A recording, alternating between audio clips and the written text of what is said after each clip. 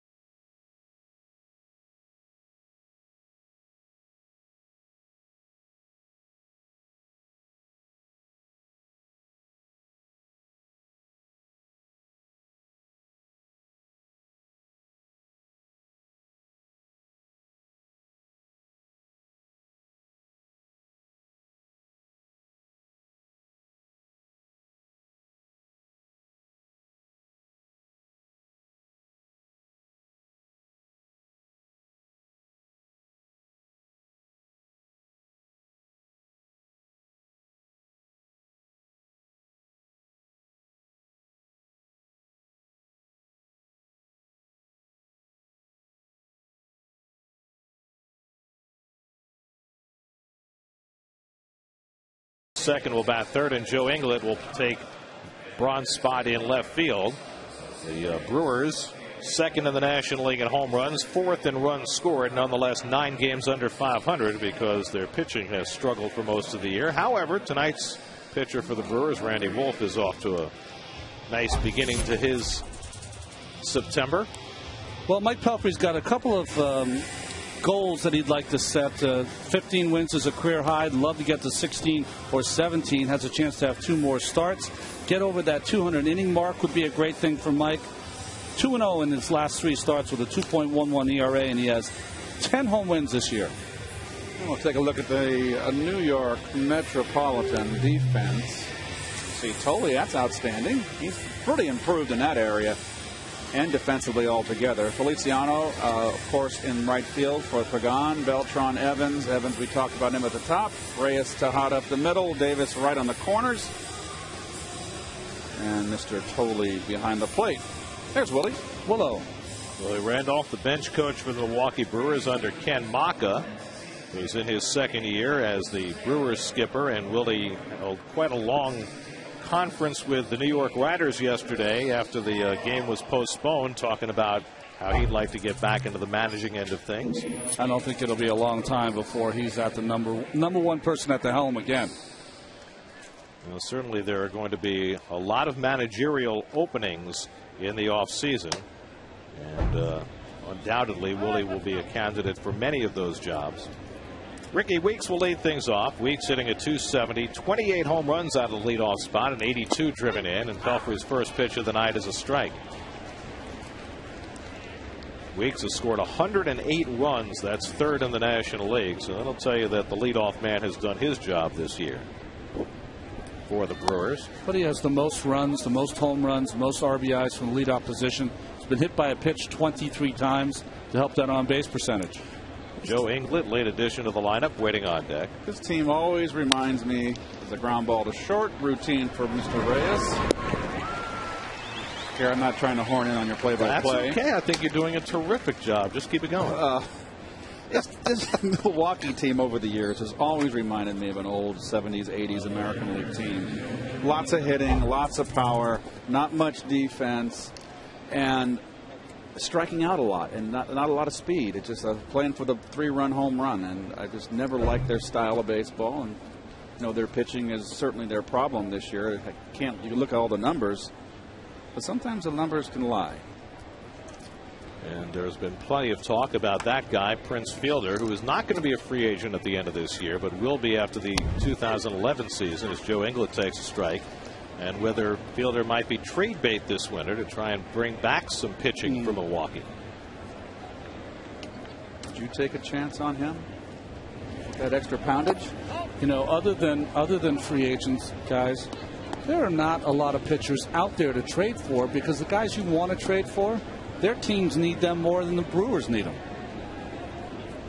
After all, who has a surplus of pitching? England, who's spent most of his time this year pinch hitting, 67 pinch hit at bats, 20 pinch hits. That's a terrific pinch hitting mark, but has started very few games. Corey Hart on deck. A little tough to break into that outfield, isn't it? For the Brewers, as things have turned out this year.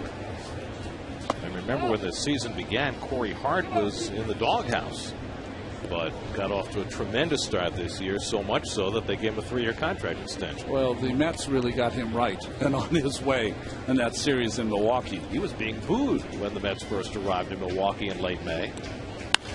England rolls one out to Tejada, and Pelfrey has 2 ground ball outs to start the night.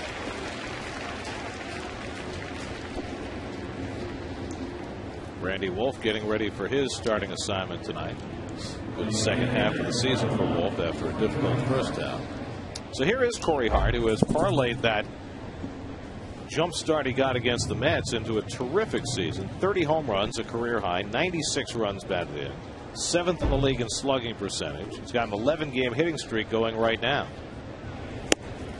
And Pelfrey misses high for ball 1. Hart hit 3 home runs and drove in 8 in the Brewers' series victory against the Mets in late May at Miller Park.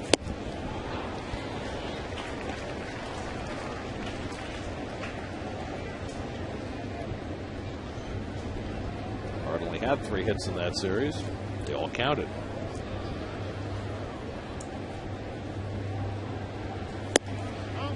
Well, Corey, what a thrill. All-star game this year. It's going to be a second team player, but started in right field for Jason Hayward.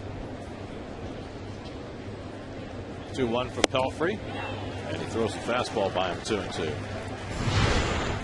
Boy, if Pelf could bottle his body language and what he does on the mound, the last 2 starts and then that great run in the beginning, just a totally different picture from the guy who struggled.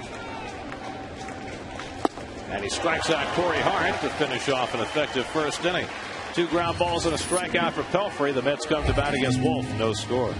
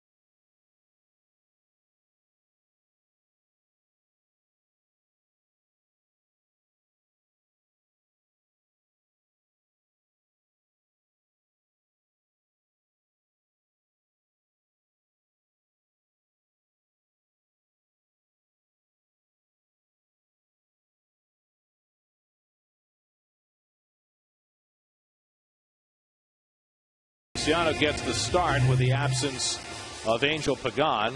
As we mentioned earlier, Angel is away from the team. His daughter is going to be undergoing surgery tomorrow morning. And so he is preparing for that as Jose Reyes leads off against Randy Wolf and takes inside for ball one. 18 games over 500 in his career with 114 wins. This is his 308th game started in his last 11 starts versus the Mets. He is 6-0 with a 3.11 ERA. He has not lost to the Mets since 2006. A few teams ago for Randy Wolf. 31 career starts against the Mets and 12-5. Ouch. We mentioned in the opening that he has a chance tonight to beat the Mets for a 5th different team. Only one other pitcher has done that, but that was as a relief pitcher. Ron Valone beat the Mets for 5 different teams. So Wolf would be the only starter to do that. He's beat the Mets as a Philly, a Dodger, a Padre, and an Astro. He didn't throw very well his start in Milwaukee. Remember, he and catcher Lucroy were having difficulty getting on the same game plan, but he's thrown his fastball more, and that's led to his turnaround. Reyes drives it deep down the left field line, right toward the pole. It's a foul ball. Reyes barely missing his 12th home run of the year.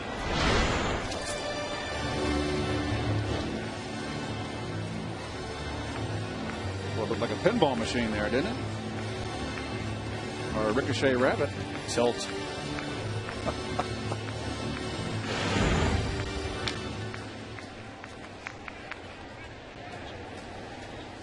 Reyes has 2 home runs in his career against Wolf. And he walks him. So Wolf, who walked 5 in 5 innings against the Mets the first time he faced them, walks the leadoff batter tonight. And the Coors Light Brewer defense. And you see the late scratch out there in left field, Mr. Inglet. And pretty impressive. Both fielders not. That's deceptive. That's one thing my father always told me. Never worry about errors, because the guys that make the most errors are the guys with the better range, because they have more chances to get to balls. And I'm not disparaging Prince Fielder, but obviously he's very limited in his lateral movement. So Reyes is aboard, 30 steals this year. And Jesus Feliciano runs his hand up the bat handle and takes high. You noticed in the defense that George Gutierrez is starting for the Brewers. Ronnie was talking about the troubles Wolf had with Lucroy the last time we saw them. Well, Gutierrez has become Wolf's personal catcher. A rare at bat for Feliciano against a lefty. He's had only 7 of them this year. Well, the thing that limits some of the running is Wolf does have a good move to first base, quick to home. But Gutierrez this year has only thrown out 4 out of 42.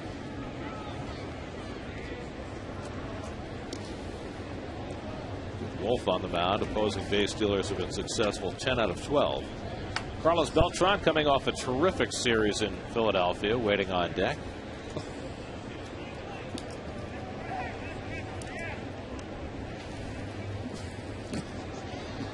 Boy, he is barely stepping over to first base. Randy Wolf, he's got that move where he looks at the runner, looks at the plate, and back with that throw to first base, but not stepping over there. Maybe you get the call, though, when you're a veteran like Randy. Well, except that the first base umpire tonight is Bob Davidson, and nobody calls more balks than Bob. Balk and Bob. But Randy Wolf's brother is Jim Wolf, who's part of the Brethren of Umpires. Maybe he gets a break. I'm just saying. I would hate to hear that. 3-0 to Feliciano, and that's a strike. Tim Cheetah, the home plate umpire, 3-1. Rick Peterson, first-year pitching coach with the Brewers. It's been a very rough year for the Brewers pitching staff. They're 3rd from the bottom in National League ERA. However, they've had a much better September. In fact, the Brewers starters in September have an earned run average of 2.59. Best they've been all year. As usual, Rick has a tip on a snowstorm. Oh, he's always buttoned up, isn't he? Whatever the weather. Reyes not running, or running belatedly, and now trying to get back to first base, and does. I'm not sure what that was. Reyes did not run initially, and then as Feliciano struck out, he took off and then retreated. Well, he's running 3 and, well, nice play, bad throw. I think what happened to Reyes, he's got such a late start. He knew he wasn't going to make it. He was able to eye Feliciano swinging through the ball and was going to try to get caught in a rundown. The bad throw allowed him to get back to first. Yeah, he was dead to rights. If it comes up cleanly with that ball, Escobar. So now Beltran with 1 out and 1 on. Carlos coming off the big day Sunday in Philadelphia, in which he hit home runs from each side of the plate and drove in 3. Average on the climb, 257 now on the year. Over the last 17 games, Carlos is hitting 364. It's 7 home runs now, 4 of them as a right-hand batter. But what's been impressive lately is that he's begun getting some better swings in terms of driving the ball from the left side, which had been the big concern over the first 2 months after he came back. Wolf's been behind every hitter so far. 2-2 to Carlos.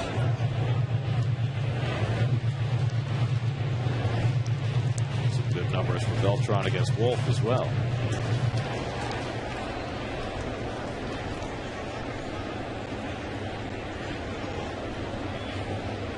Randy Wolf now 34 years old. Grew up in Southern California.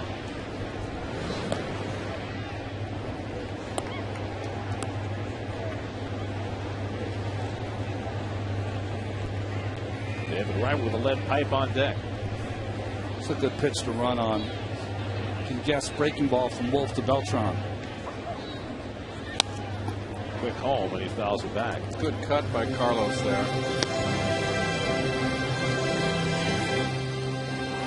Remember how Rick Peterson used to always teach the Mets relievers, especially that quick pitch to home?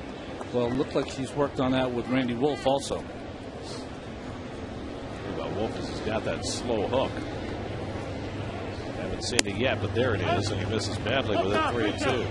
Always talk about that first curveball, right? It's hard. You want to throw the perfect one, and very rarely do you snap one off on that first time. This one not goes from Wolf. 3-2 counts to each of the first 3 batters for Wolf. Again, Reyes doesn't run, and Beltran strikes out. So Wolf with back-to-back strikeouts of Feliciano and Beltran for the first 2 outs. He goes up the ladder on Carlos out of the strike zone.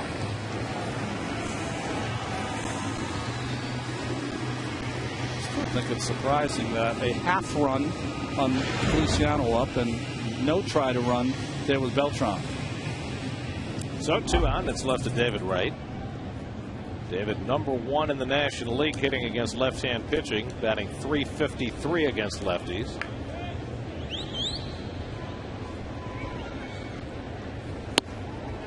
And Wolf moves back 1-0. David trying to get to 100 RBIs for the 5th time in his career. 7 games to go, including tonight. He needs 4 RBIs to get there. Late on that fastball, and it's 1-1.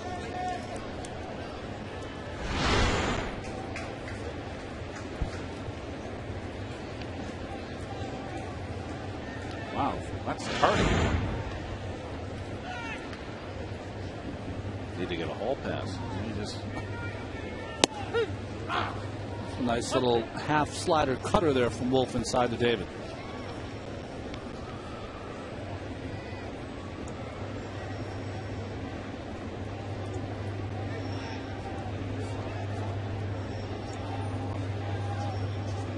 Now the 1-2.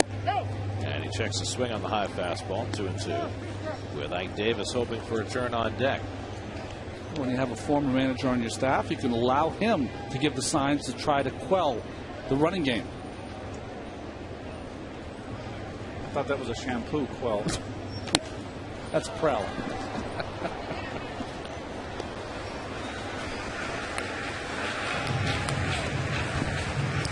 He's just giving the catcher, Guitarist, the signs to have Wolf throw over, slide step, things like that that will try to keep Reyes close to the bag. So far, so good. Reyes has not attempted to steal during this at bat.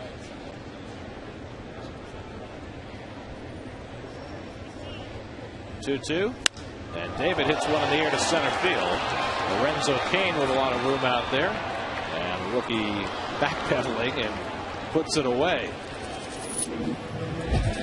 A leadoff walk. No score.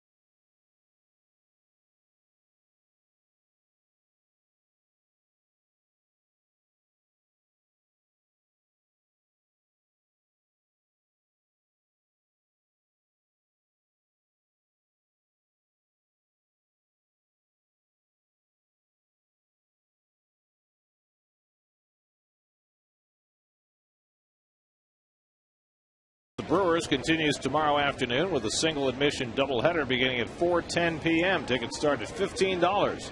Get your seats direct from the Mets at Mets.com. Prince Fielder leads off in the second inning against Mike Pelfrey. Fielder having a very odd year. 32 home runs. Reaching 30 homers again. But look at only 80 runs batted in despite a .403 on base percentage. What does that tell you? It tells you he's walked a lot. It tells you he hasn't hit in the clutch very often either. Well, he leads the league in walks. He's walked 106 times. But you do have to say he's walked a lot. He's not going out of the strike zone like some hitters do to try to drive in runs. And Casey McGee has had a great year. Now, part of what Keith says is also accurate. He's hitting .229 with runners in scoring position and .188 with 2 out and runners in scoring position. Yeah. So he's been had the opportunity to be a 100 RBI guy, hasn't cashed in. Into the shift, and Tejada from the outfield grass throws him out one away.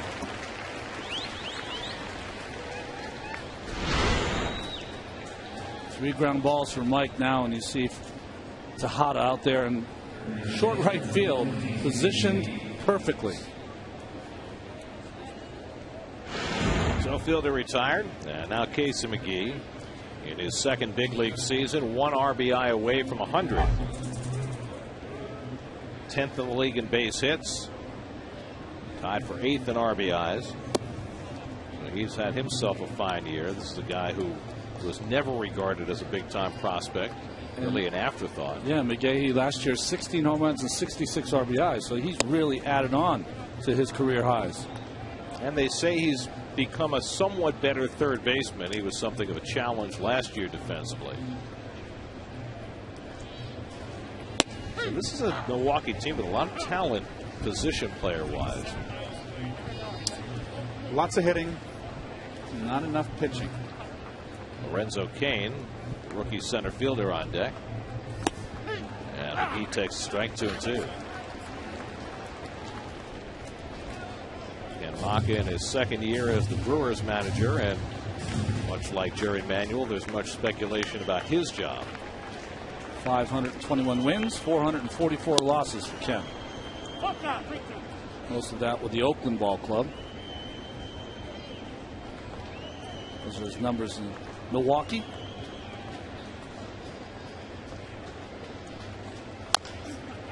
Another chance for Tejada.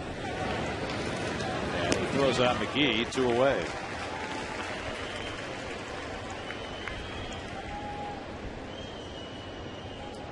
Here's your AT&T trivia question. The Mets used 6 different starting first basemen on opening day in their first 6 years. How many of them can you name? Wow, that's a tough one. It's a very tough one. Very good. Wow. Early trivia. Early in the game and about the early years of the Mets. Here's Lorenzo Cain. Cain came up in early August when Carlos Gomez, the former Met, suffered a concussion, and Cain has taken over the center field job. Gomez has played very little since coming back. 24-year-old, making his 31st start for the Brewers. And he bounces one. So Pelfrey keeping that ball on the ground. 6 up and 6 down with 5 ground ball outs for Pelfrey to start the night. That's come to bat in the bottom of the second with no score.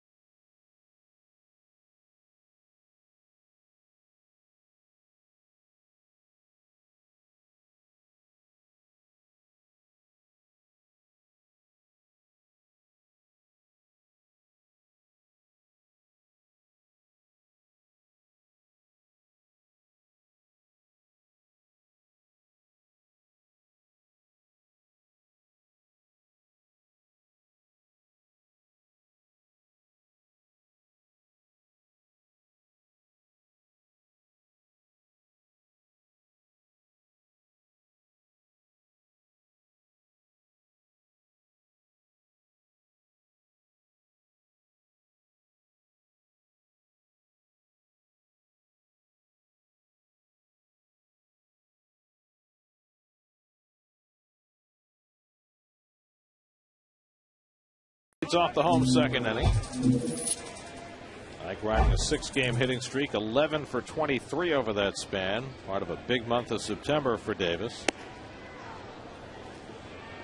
It'll be Ike, then Nick Evans, and Josh Thole for the Mets in the bottom of the second. Randy Wolf walked the leadoff hitter in the first inning, but Reyes never got past first base. And the curveball misses to Davis, 2-1.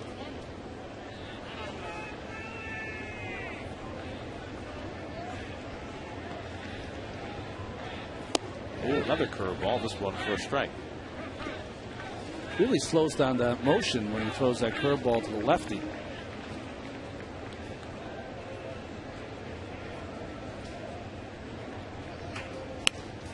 I remember when Wolf first came up with that slow curveball when he was with the Phillies. Before that, it was a pitch he simply didn't throw. And it really was responsible for making him a long-term successful proposition as a starting pitcher in the majors. He would get a lot of strikeouts with the curveball, but also with that high fastball.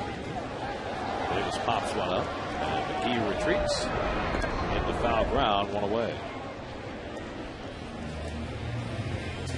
There's Howie and his lovely wife Roseanne, there on the right of your picture. Howie is the bartender at Paradise Grill in Sag Harbor. One of the great guys. What a sports fanatic he is. Huge Met fan. Does he have a specialty? His specialty is the gift of gab. He is a great bartender.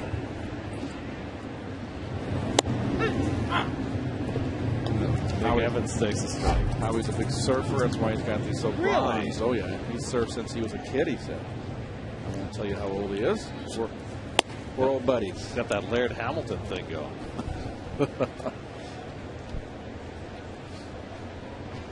There he is.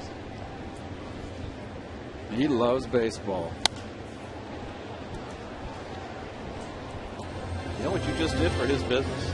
It's not his business. But Yeah, but tip jar will be brimming. He's the best. Not everyone now has a personal pourer. Hey, everybody knows Howie at Sag Harbor.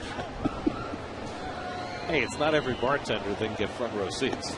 There you go. It's a sad day. He has Tuesdays and Wednesdays off, and it's a sad day at Sag Harbor. Just have to pick your spots. 1-2 to Nick Evans, and the curveball hit out to right field. And Corey Hart controls, 2 out.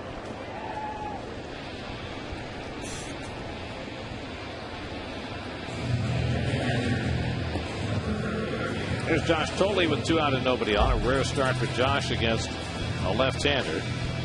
Just 4 for 23 against left-handed pitching this year. But now with the final week of the season and games that will not have an impact on the pennant race, Jerry Manuel wanted to see what Thole can do against the left-hand pitcher.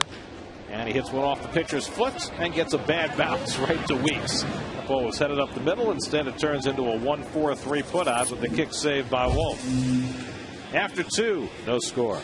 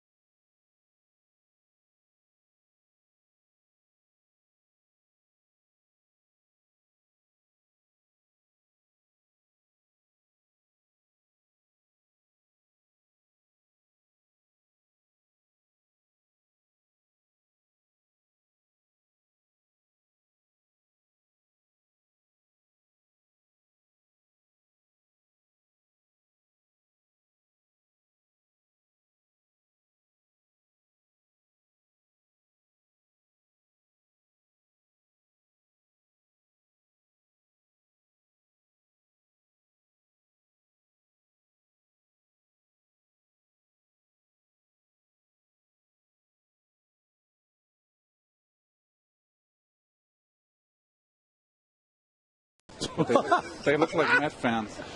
I thought maybe he tended bars somewhere else. Well, I don't want everybody to think that I'm lush and I hang out at bars. What? I do have dinner. I watch football games with Howie. When I'm off, when you guys are doing the games, So I go and watch the Met game at the bar with Howie. And so you watched the Jets game the other night there. Or maybe not. What did I do? I think you were in a different bar. No. We were on our way back. No, actually, I watched Monday Night Football. I watched the game last night with Howie, first half.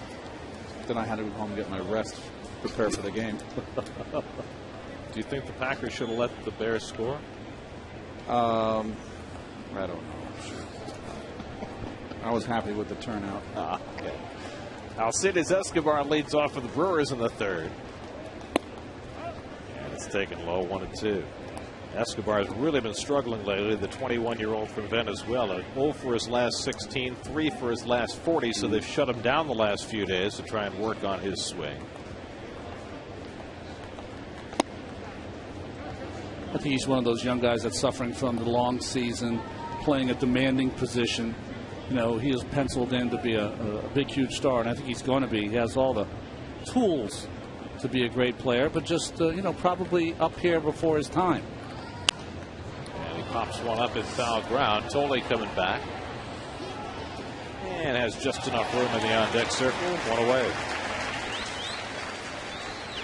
Visit the official online shop of the Mets at Mets.com. Browse the largest online selection of authentic team gear, including official caps, T-shirts, jerseys, collectibles, and more. Get your team gear straight from the source. Shop the Mets.com shop. George Gutierrez, the catcher. Brewers got him on waivers from the Red Sox last winter, hitting just .203 with 9 home runs.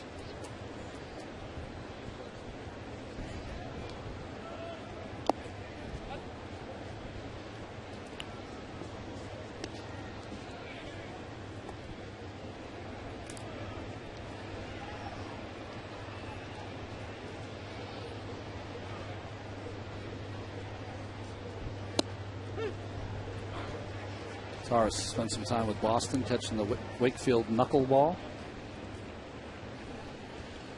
Randy Wolf, one of the best hitting pitchers in the game, waiting on deck. And Pelfrey misses inside with the fastball. I mean, Hart was unbelievable in that series, Milwaukee, but George had an amazing series also. Played some first base.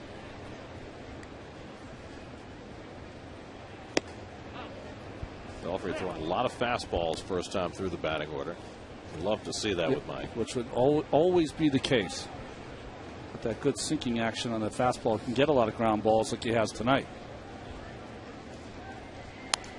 Pitched a wonderful game his last time out in Florida. 7 innings, allowed just 1 earned run and 5 hits, but wound up with a no decision in that game. His first crack at his 16th win. Well, his last 3 starts, he hasn't gone less than 7 innings, haven't given up more than 2 runs.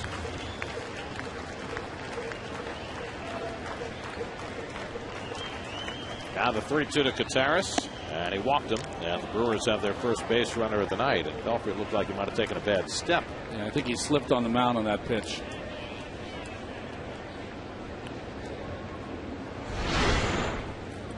Trying to come inside with that fastball, pushes off. It turned on that ankle, that left ankle.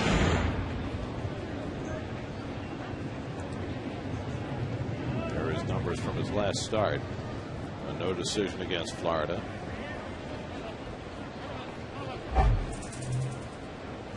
So now Randy Wolf, who has 18 hits this year. Only one pitcher in the majors has more, and that's Dan Herron. But Wolf will be asked to bunt. And he takes it high. This is one of those situations I don't understand. You've got a pitcher who can really swing the bat, and there's already one out. And also, where are you going? Let him swing the bat. You know he's going to get a fastball down the middle here. This would be a great time to let him swing. He's got 5 career home runs.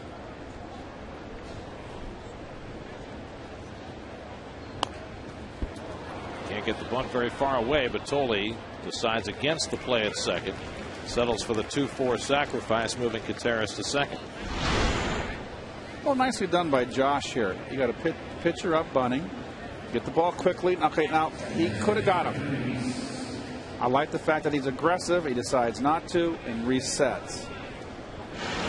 I wonder if he was a little startled by the bat thrown by Wolf, started to get in the way of he and his footwork as he went after that baseball. So now Ricky Weeks, who grounded to short to lead off the game. Weeks has driven in 82 runs this year, substantially batting leadoff. That's a lot of RBIs. Was it Aaron Erstad, right? Had 100 RBIs out of the leadoff spot one year. Only person to ever do that. Out of the leadoff spot. I mean, that's obviously in the American League. It's almost impossible to do that in the National League with the pitcher hitting ahead of you.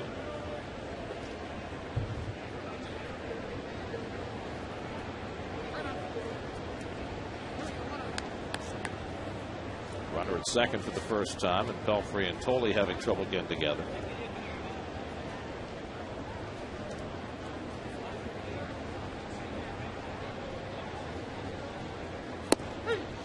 You know what they've stopped in Weeks, if you can remember when he first came up, he was a mini clone of Gary Sheffield and used to really rivet that bat back and forth, and he still does, but to a very lesser degree.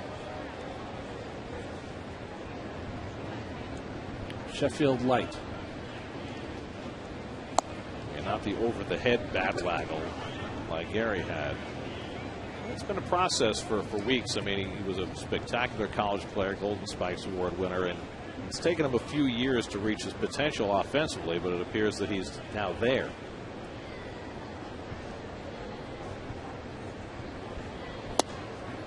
And misses 3-1.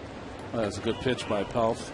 Called the ball. I think one of the things that helped Ricky Weeks is that he's been able to work every single day with one of the great pros of all time, Willie Randolph. Maybe a little late run inside him, Keith. That actually sunk. Something we haven't seen from Mike. That's a pretty good pitch. Pretty good eye to take that pitch. Not an easy pitch to hit. And Weeks draws a walk, second walk of the inning for Pelfrey. And so 2 men on. And Joe England will be coming up. Aaron Erstad had his 100 RBI season in 2000. He scored 121 runs that year for the Angels. Now that's a good year for a leadoff hitter. So here's England getting the start in place of Ryan Braun, who was a late scratch because of an upset stomach.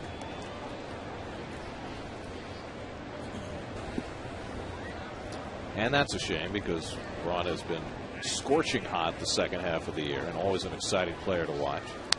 England fouls it back, 0-1. Braun was very outspoken this past week about the possibility that Fielder might be traded, saying there's no way that I would have accomplished what I had Fielder not been there behind me in the lineup. That's Randy Neiman, who's filling in for Dan Warrington tonight. Dan is away for the ball club. His brother passed away, so our condolences to the Warrington family. He's home in Jacksonville, Florida. England lines one over Tejada, base hit. Contreras around third, heading home. Here comes Feliciano's throw on the fly to Tolley, and he's out at the plate. Beautiful throw by Jesus Feliciano to gun down Contreras and end the inning.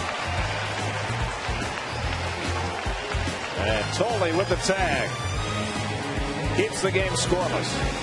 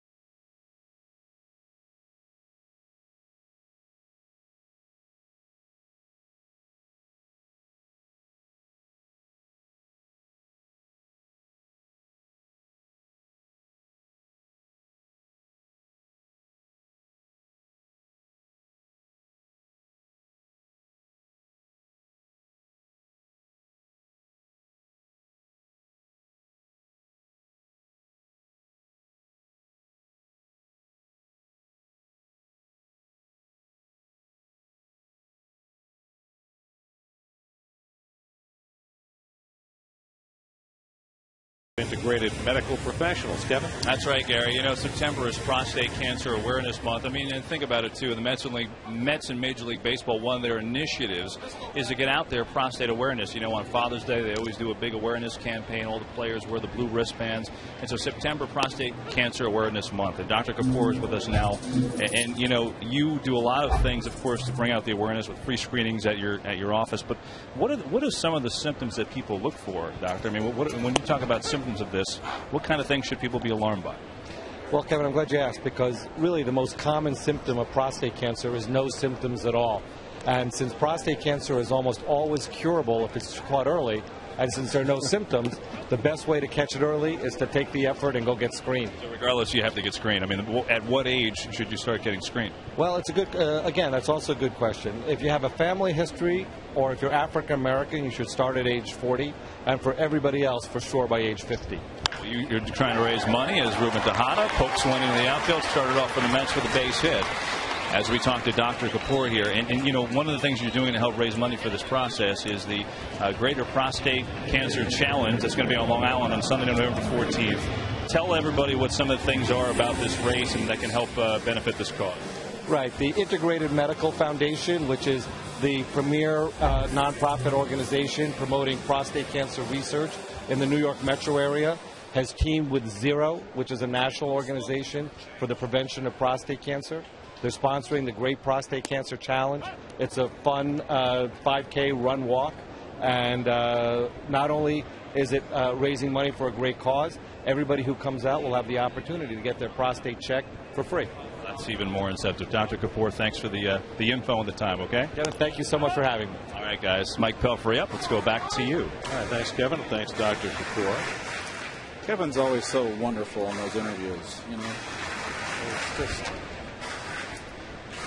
prepped and he's ready to go. Well prepared, asks all the pertinent questions, gets it done in a very timely and professional way. Well, he's a professional.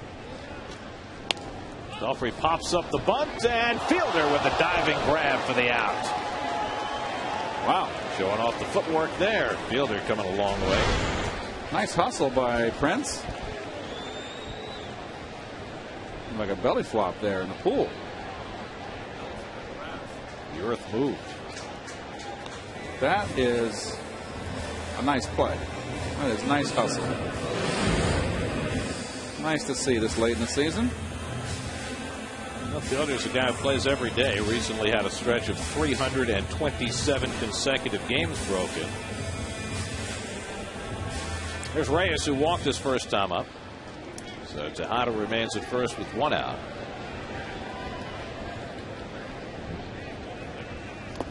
And Reyes watches the curveball in the dirt. Ball one. Hey, let me ask you a question. What year about did they start taking the ball that hit the dirt out of play?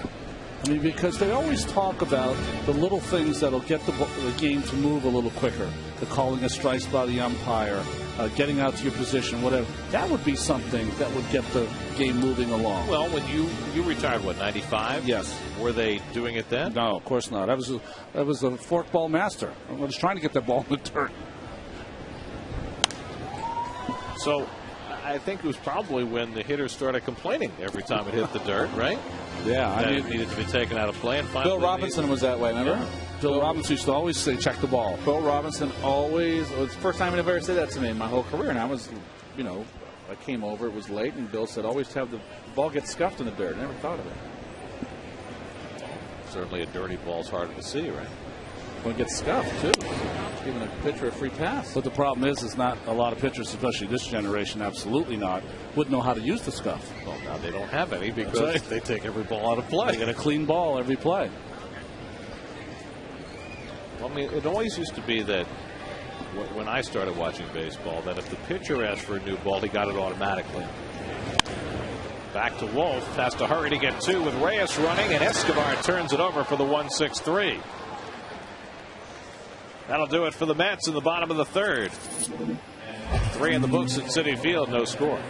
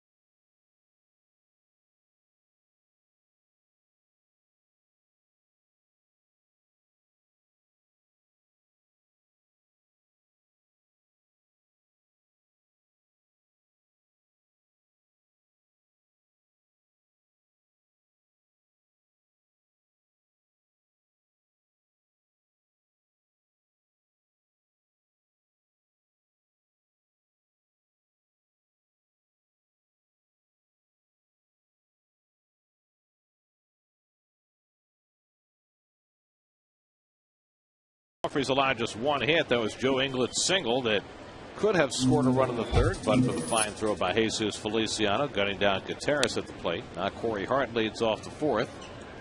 Hart struck out his first time up. Well, he struck out his first time up, but the next pitch before that was a high fastball, and it set up the slider. Throws it in the same spot, takes that left turn. So you think that's a bad swing on that slider. How did he look so bad? The reason was Mike made him so obvious and aware of that high fastball that he couldn't catch up with. He started a little early, and the pitch fooled him. And there you go with a high target there to lead him off. So that must be, he's a chaser. I mean that chasing high fastballs. And again, Tolley up to catch that pitch. 1-2. Fielder and McGee to follow, with the Brewers sending up the heart of their batting order here in the fourth. 1-2. And that misses low and in. 2-2 to Hart. Now see that pitch there, 0-2. I mean the pitch before. When Mike's 0-2, I'd rather him pop that right-hander inside, then go back out. I agree. Tejada moves back on it. And Hart retired one away. 4 straight innings now. Pelfrey's retired the leadoff hitter. And Prince Fielder comes up. Fielder grounded to second his first time. Well, the thing about Fielder is you have to make him aware in. If you get him getting off the plate, then you go back outside with a little slider. Now, he left that up, and if he had not set up inside, that ball would have been covered. But because he got Prince off the plate, he gets away with a mistake. Fielder hits one out to center field, and Beltran with room. 2 out. So as a hitter, Keith, if you're Prince Fielder and Pelfrey has come up and in the previous pitch, how does that affect you on the next pitch? Well, if you've got a fireballer out there, that will get your attention. It's a mind game, Gary, and hitters think just as positively at the plate as pitchers think positively on the mound. They're pitching with a purpose, with a positive frame of mind. Okay, I'm going to push this guy off the plate, and I may double up, and then I'm going to set up the outside corner. And the hitter's going to say, okay, I got Bruss back, and he's going to have the same approach. He has an attack mode of an offense against the pitcher. When a pitcher gets you worried inside, you're finished as a hitter. You're absolutely done. He can have you the rest of the day, and that's what you try to prevent mentally. And all good hitters and most hitters will still attack. Will not be affected that much. I mean, you get set up once in a while. It happens. I talk about it all the time. Taking a called third strike on the outside corner, and that's the one with fastball. And, I got set up. It happens when you get up 700 plate appearances in the course of a season. They're going to get you. The good hitters, it doesn't happen that often. So it's two very, very forceful men out there. They wouldn't be in the big leagues if they weren't alpha. Okay. So it's a battle of wills, and sometimes a pitcher makes a good pitch and gets you out, and you can go back to the dugout and say, "It's a heck of a pitch." Or sometimes you hit that pitch, and the pitcher scratches his head and says, "God, I had him set up for that." Yeah, but that pitch that Pelfrey got Fielder out on by itself was not a great pitch. I thought he had a pretty good cut at it. It broke down enough, late enough to get under his bat. Even though it was up, it had a late tight breakdown, and Fielder's got a lot of holes. He's not, a Tony Gwynn. He's a power hitter. So he's got a lot of holes in his swing. But those are all the little things. 3-2 to Casey McGee. And he lifts one out to right. Long run over for Feliciano. And slide. Can't make the play, but a great effort by Jesus, who thought he might have had it. But couldn't find that pearl. Stuck in the glove. What a nice effort late in the season. Look at that left foot jamming into the padding there. Really could have hurt his knee, but did not. Nice effort by Jesus. The other thing that Mike could think about later in the at-bat, he's got ducks on the pond against Prince. He set him up, fastball in, then went slider away. Fastball in, fastball in. That's going to fool Prince next time he comes up. He's not going to expect 2 balls inside. That's what makes this game great, by the way. Just one of them. One of them, yes.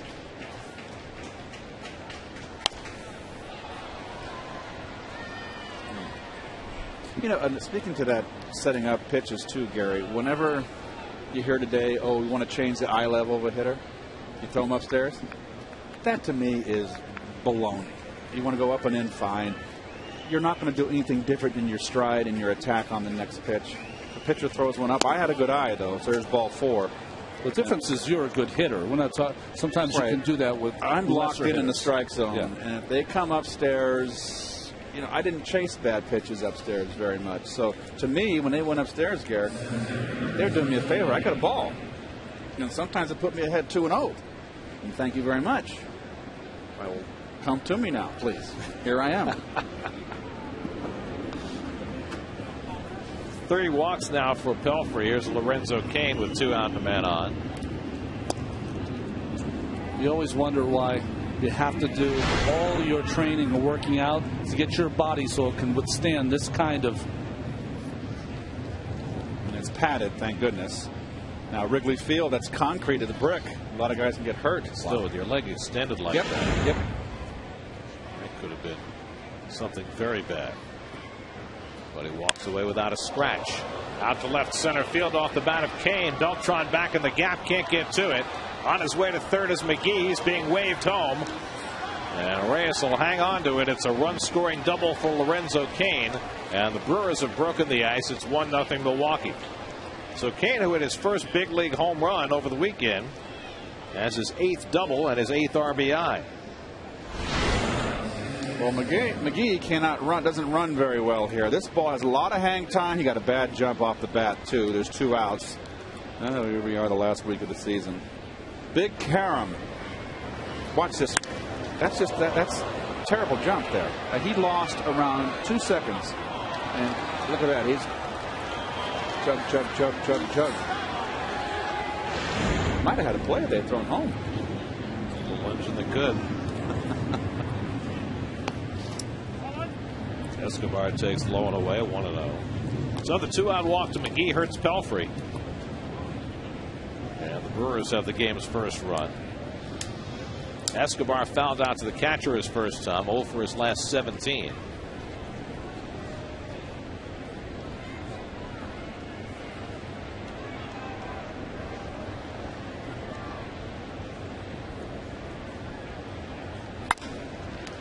And Reyes moves in to grab it. And guns down his opposite number to end the inning. But the Brewers break on top. Lorenzo Cain with the 2-out RBI double. 1-0 Milwaukee.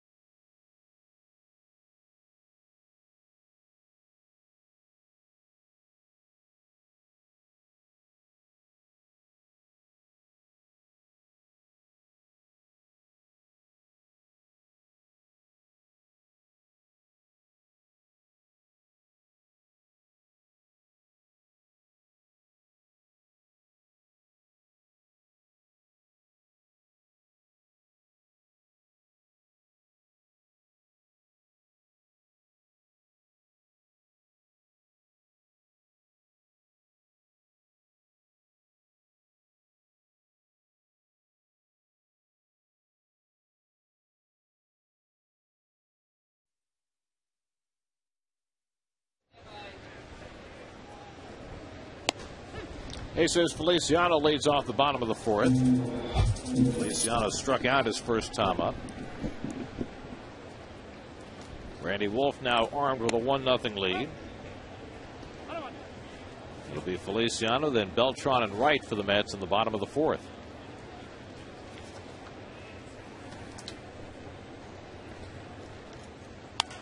Meanwhile, back in the pennant race, the Atlanta Braves now lead the wild card race in the National League by a half game over the Padres. They're playing at home tonight against Florida. The Marlins have a 1-0 lead in the fourth. A couple of notes on that game. One, looks like Martin Prado, the fine third baseman for the Braves, is going to miss the rest of the season after hurting his hip coming out of the batter's box last night. So that's a huge blow for the Braves. The other is that Bobby Cox has opted to pitch Tim Hudson tonight on 3 days rest and pitch Derek Lowe tomorrow night on 3 days rest. You know, that's a gamble with your veteran pitchers, trying to get them at the end of the season to be able to come up with a fine start. And that brings up the days of the 64 Phils when Gene Mauch went to the 3-day rotation, a 3-man rotation. Feliciano down looking for the first out, and Beltran coming up. Well, here's the other thing about it is that the Braves going into this final 6 days of the season have a huge advantage. Even though they're only a half game in front of the Padres, they're in a situation with the Giants and the Padres where 2 of those 3 teams are going to make the postseason.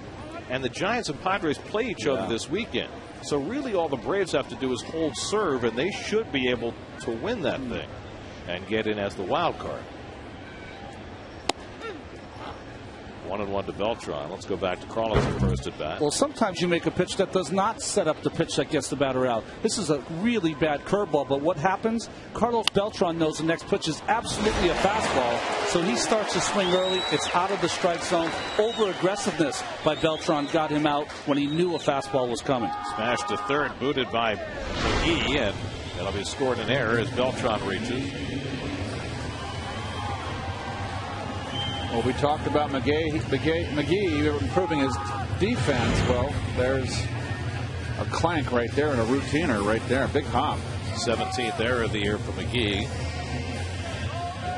He needs to change either the spelling or the pronunciation of his name. It's McGahee, right? It's pronounced McGee. McGee, but yeah. But it's spelled McGahee. It's kind of like Bill Miller.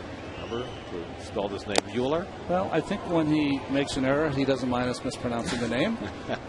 And when he does something good, we have to get it right. Looking for Willis McGahee. That's right.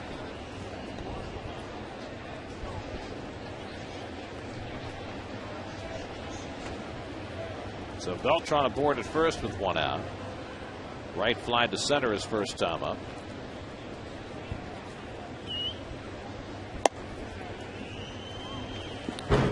On the first bat for David Wright, pitch up in the strike zone, beat him.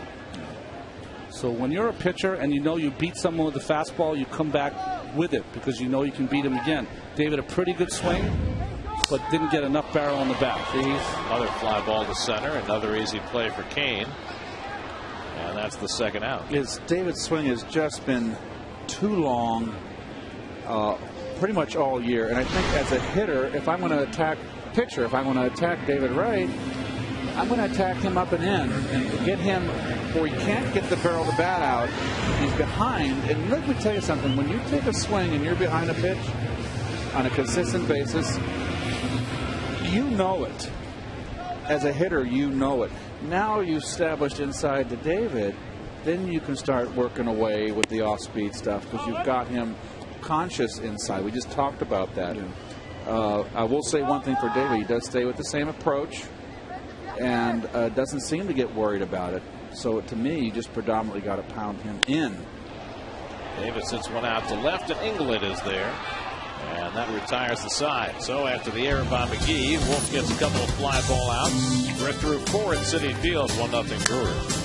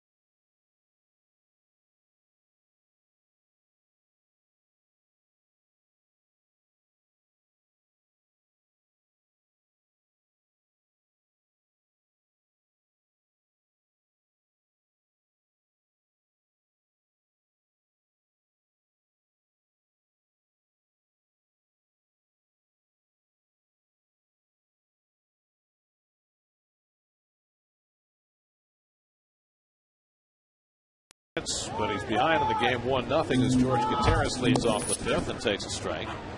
Gutierrez drew a walk with one out of the third, wound up being thrown out at the plate on a fine throw by Jesus Feliciano to end the third. You know, when you watch Mike when he's throwing like this and the way he's thrown the last 4 games, his last start against Florida, there is a purpose with every pitch. And when he is going through his struggles, there's a reticence to know what he wants to throw to the plate.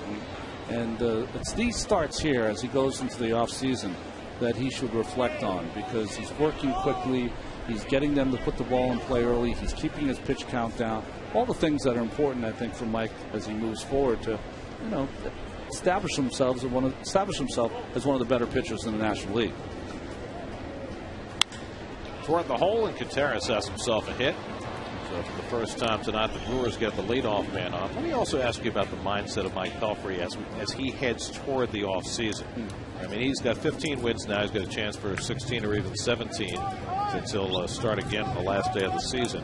But he also knows going into the offseason that in all probability, Johan Santana is not going to be back in time for the start of the season, and that much larger a burden might be placed on him going into 2011. How does that affect him as a young pitcher? Well, I don't think you can worry about that as much. I will say that in 1985 I won 16 games, Gary, and I went to the offseason and said, boy, that could have been a fantastic year except for me. So I need to improve, not walking so many guys, getting first pitch strikes, all those little things. So despite winning 16 games, to me, I felt like there was so much more I had to work on. And I think he can feel the same thing. You know, it also, too, I think to accept the challenge. You know, Pelf is a young pitcher, yes. He's been 3 years in the big leagues. Yeah, he's almost moving past young. There comes a point where you got to step up. Either you take that leap or you stay on the same plane. One or the other. It's a golden opportunity for him to see that brass ring and go reach for it. Wolf pops up the bunt. Totally with the dive, and he's got it.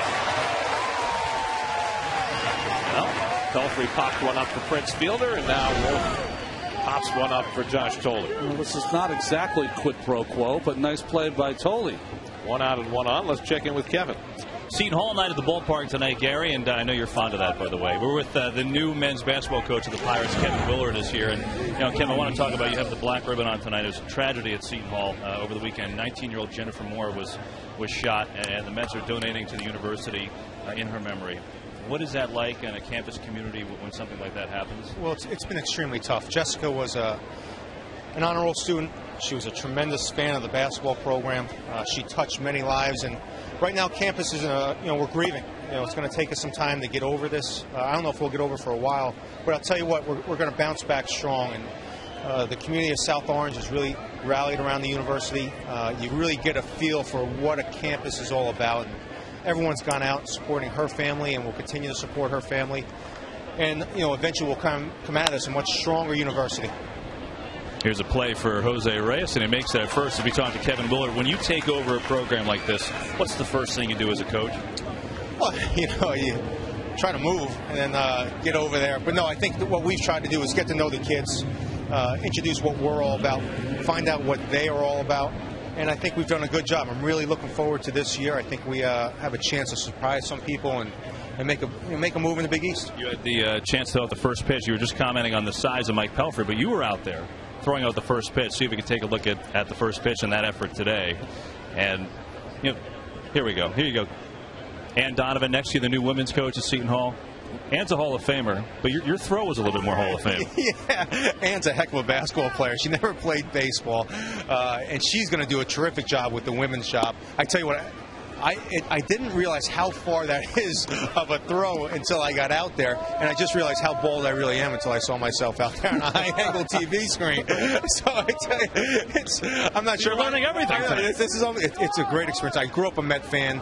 We grew up in Long Island, so it was a great experience. And the Mets donating to Jessica's family is just a great show of what New York and New Jersey is all about. So, I think we're in the most special part of the world, and it just shows you that not only is our campus rallying, but the whole community is too. Kev, it's a pleasure to talk to you. Certainly best of luck. We'll be seeing you in SNY, by the way, with the Big East package, so we look forward to that. I appreciate it. Thanks a lot. Kevin Willard, guys. Gary, you know Kevin. I don't have to do the introduction thing. Well, Let's go back to you. We're looking very much forward to seeing Kevin coach the Pirates this year. Coming in from Ione, he's got great bloodlines as a coach. His dad, Ralph, a long-time, well-regarded coach, and Kevin coached under Rick Pitino at Louisville, and they've got a lot of talent coming back this year, and it's really a breath of fresh air having Kevin in the Seton Hall family. I think we're only about 6 weeks away from really. Fouled away by England. It's 2-2. Now, what's the difference between doing a baseball game, Gary, I'm going to call it your first love, and doing basketball? It's a whole different deal, isn't it? Everything's different. Let's see. Here you do a game every day and prepare all day, every day to do a game. For 6 months. Basketball, it's 2 days a week, 2-hour game, a little preparation, walk in, sit 2 inches from the court. 10 guys in their underwear, easily identifiable. Big ball, small court. It's really hard to mess it up. Do you have it's kind of like stealing money. Don't tell anyone. Oh, you have like the Jack Nicholson seat for every game. Yeah, of course. Okay. Do you have a signature call in hoops like you do in your home run call? Do I have a signature call? Yes. No, not that I'm aware of. I'll have to go back and listen. Mark, I never know what I say. You know that.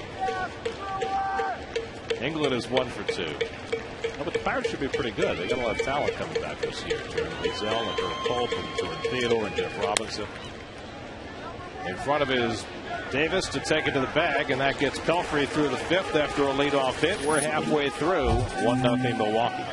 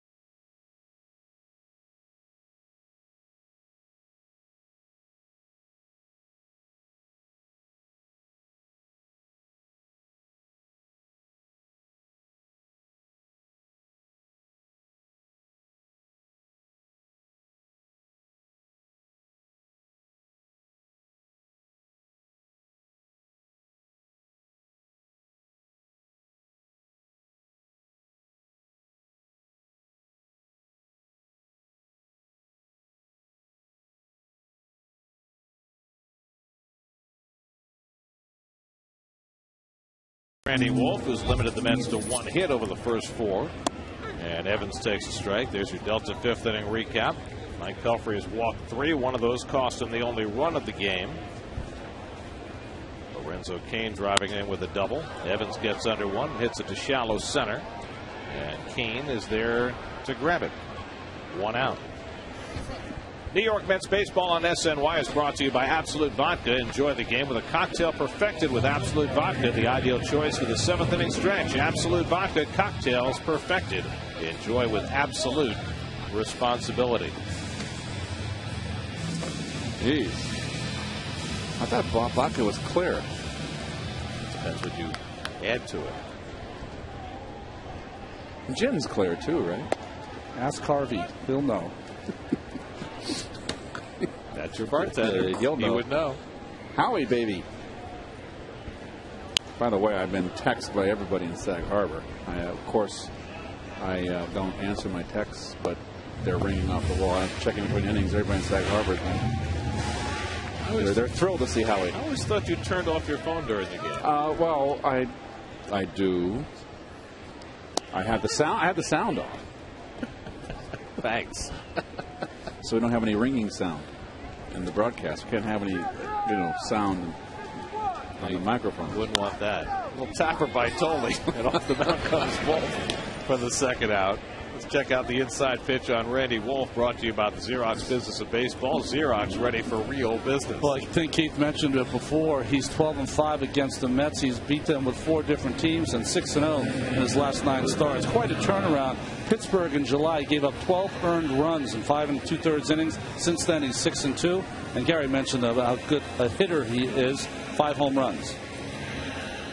Ruben Tejada has the only Met hit. He singled to right center to open the third. Was later erased on a double play.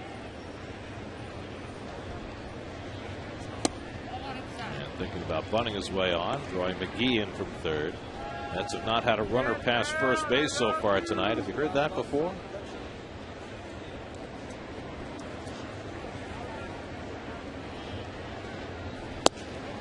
And check swing. It's wide, 2-0.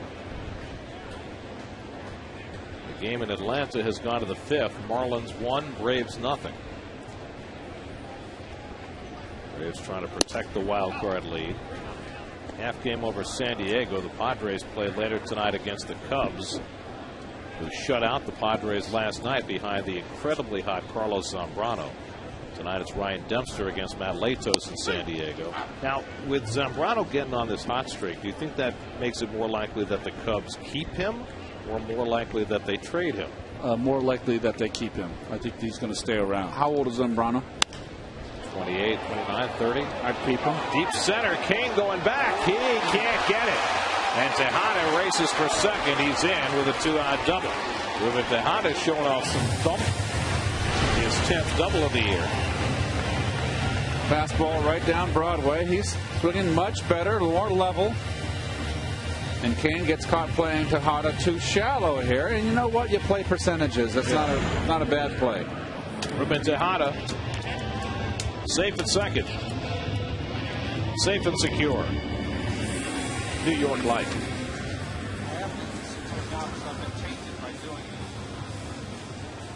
So Pelfrey will bat. Mets have a runner to second base for the first time tonight. Mike has 3 runs batted in this year.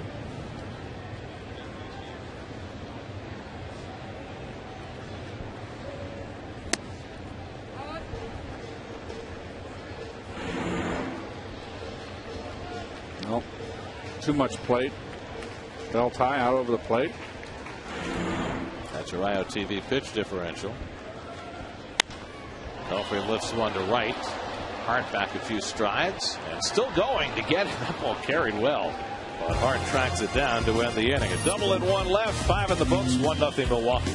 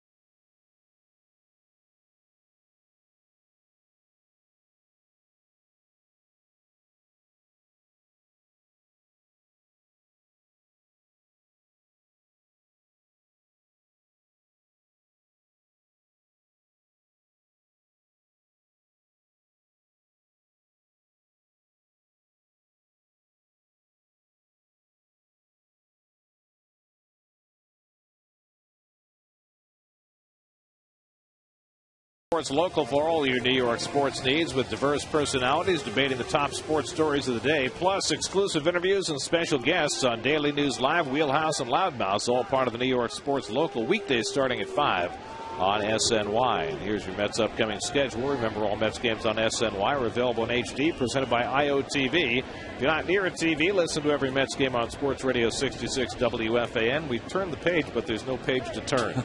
Last week of the season, doubleheader tomorrow. Corey Hart leads off. It's one to dead center. Feliciano, who just moved to center, back to the fence, and it's out of here. Corey Hart with a home run, his 31st of the year, to put the Brewers up 2-0. It's been a terrific year for Corey Hart, and his numbers just keep getting better and better. 31 homers, 97 RBIs, now has a 12-game hitting streak. And that is the first right-hand hitter to hit a home run against Mike Pelfrey this season. And belt-high fastball right down Broadway, and that's a Vinny Bomarino right there. How about that? It took until the 32nd start of the year for Pelfrey to give up a homer to a right-hand batter. Fielder pops up the very next pitch. And Reyes back to grab it, one away. We haven't even had time to tell you why Feliciano's in center field, as Duda has taken over in left, moving Feliciano to center and Evans to right. Carlos Beltran has come out of the game, and we're not certain as to why, but we'll get a report just as soon as one becomes available. So now Casey McGee, who's grounded out and walked 0 for 1. I think Beltran had to run out the ball that McGee booted at third base. It's about the only time that he's had to run hard tonight that I can recall. The Lorenzo Cain double to left center. I don't know if maybe that one.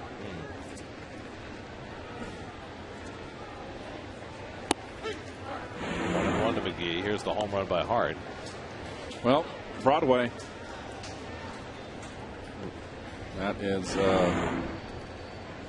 Great Wide Way. Yep. Couldn't send it better myself.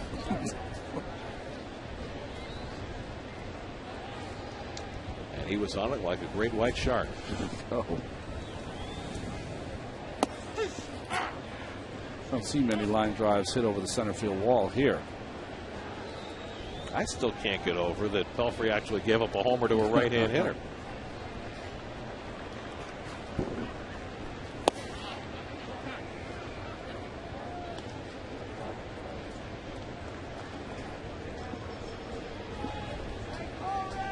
Three and 2 to McGee. And he walks him for a second time. That's 4 walks now given up by Pelfrey.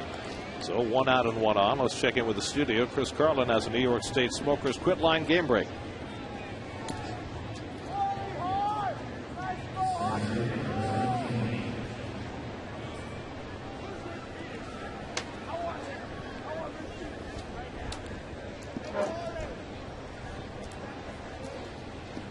All right, Chris, thank you. We'll keep you right up to date on that. Here's Lorenzo Cain, who drove in the first run of this game with a long double to left center. And it's taken for a strike, 0-1. The word on Carlos Beltran, he left the game with right knee discomfort. I figured. And, you know, he's been able to keep that right knee, which was the surgically operated knee, pretty well in good shape. I mean, he had some tendonitis in the other knee from compensating a few weeks back. Grounded foul. But this, of course, is the ongoing concern with Carlos Beltran. As good as he has looked over the last month, he's still playing with a big brace on a surgically repaired right knee. A little bit of concern, you know, he's not getting any younger, and it's a long grind, 162 games. You just don't. I hate to hear that. Well, it has to concern the Mets from 2 perspectives. Here's the 0-2 to Cain, and it's taken low. One, as they look toward next year, how they plan for their season and plan around a guy like Beltran, can you count on him to be out there for 150 games? Or 2, if they decide to deal him and see who will take on how much of that contract, it's a red flag for whoever might be interested in making a deal for him. Absolutely, Gare. There's no question about it. There's certain realities in life, and that will scare people off. And, you know, who knows? I mean, it could be nothing, and he could be back in the lineup tomorrow, and that would be fantastic. Well, look what happened to Orlando Cepeda. Had late in his career knee problems, and Cepeda was a very fine fielding first baseman, and you know, he was so limited later in his career. Wound up in Boston as a DH. Well, in Boston, he had one of his greatest years there at the end on one knee. Literally would hit the balls off the left field wall and barely get to first. Well, and that raises an interesting question. You know, if you're talking about a player like Beltran, for whom much of his value is in his Gold Glove fielding in center field, you know, how valuable a player is he if he's strictly an offensive player, or if he's a corner outfielder versus a center fielder? All those questions come into play when both the Mets or another team try to assess his value going forward. And from a fan perspective, you've got such a brilliant center fielder, Carlos, a Gold Glover, and to have his defense impaired because of health in his legs, in this case, of course, his knee. You know, you come to the ballpark as a fan, you came to see not only Carlos Beltran hit, it's a complete package. You came to see Carlos Beltran field his position and throw, and watch him with his gazelle-like strides. He was fun to watch, and it's just, you know, it's just one of the things that happen in the game. Those that can play injury-free are lucky. There's a certain amount of luck in it, no matter how much you stay in shape. Alfrey strikes out Kane for the second out. Now Escobar takes ball one. Well, the other piece of it is, and you talk about, you know, injury and age, when Torrey Hunter moved from center field to right field for the Angels this year, that made Carlos Beltran the oldest everyday center fielder in the major leagues, regardless of, you know, knee issues or anything else. I mean, 33 this year, 34 next year is rather old for an everyday center fielder. Yeah, Jimmy Edmonds in his prime played to a deeper age, but he wasn't the same player as Beltran. Right. Didn't take a lot of the punishment Carlos has taken on the bases with his stealing. I mean, you get exceptions, don't get me wrong, but, you know, center field is a young man's position. And, you know, many center fielders eventually have to move over, whether it's Mike Cameron or Ken Griffey Jr. I mean, many of them move to a corner later in their career, even the best. 2-1 to Escobar is 0 for 2 on the night. And a slow ground ball for Reyes to handle, goes the short way, and that'll do it for the Brewers in the top of the sixth. We played 5.5. The home run by Corey Hart extends the Milwaukee lead, his 31st of the year, makes it 2-0 Brewers.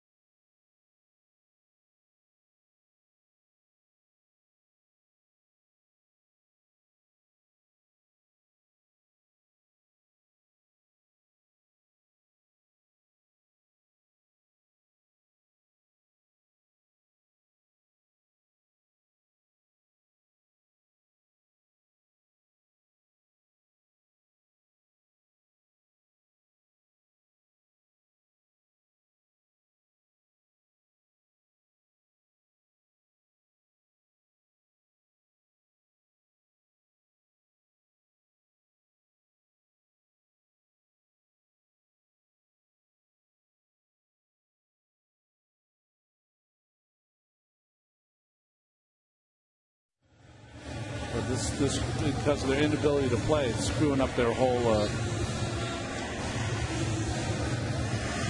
Welcome back to Citi Field. Bottom of the 6th inning we go. It's the Brewers in front of the Mets 2-0 as Jose Reyes does the batting now. And, earlier today I talked to Jerry Manuel and asked him if he could evaluate his job as manager this season. And I thought his answers were very honest.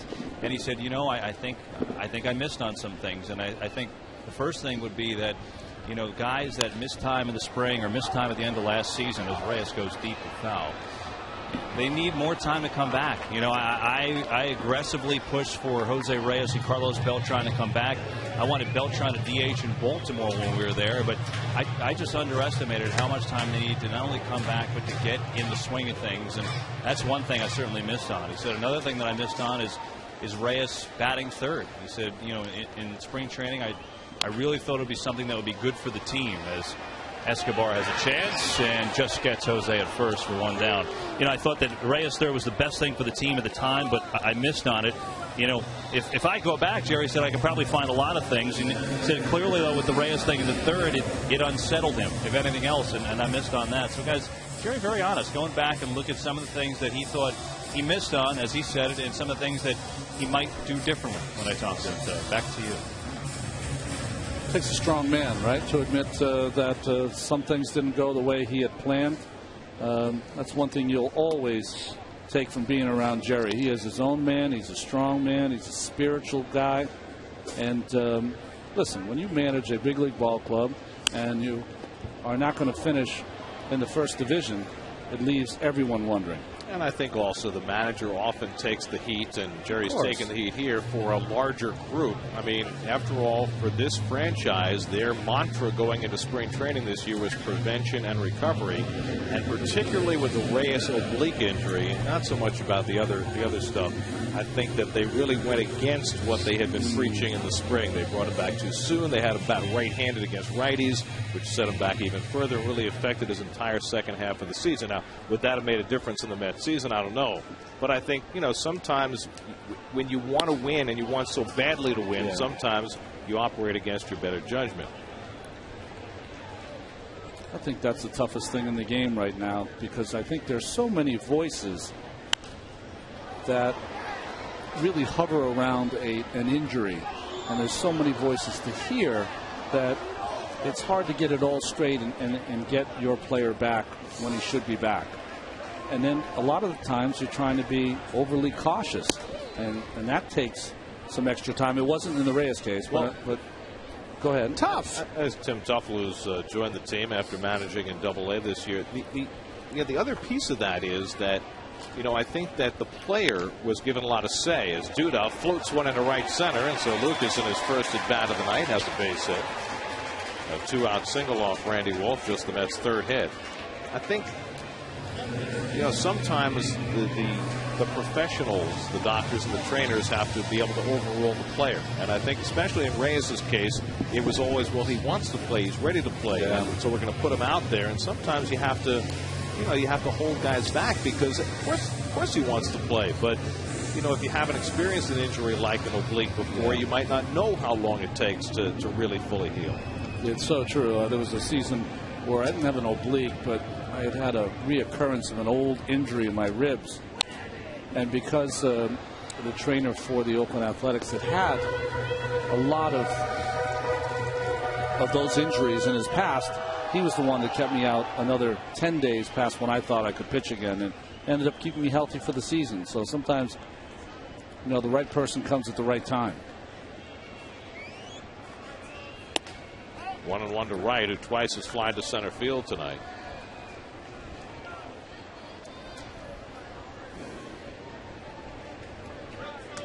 David, the tying run at the plate in a 2-0 game. And he rockets one to deep left field. Back goes England. He looks up, and it's out of here. David Wright ties the game with a 2-run homer. Number 27 for Wright. He now has 98 runs batted in, and the game is tied at 2.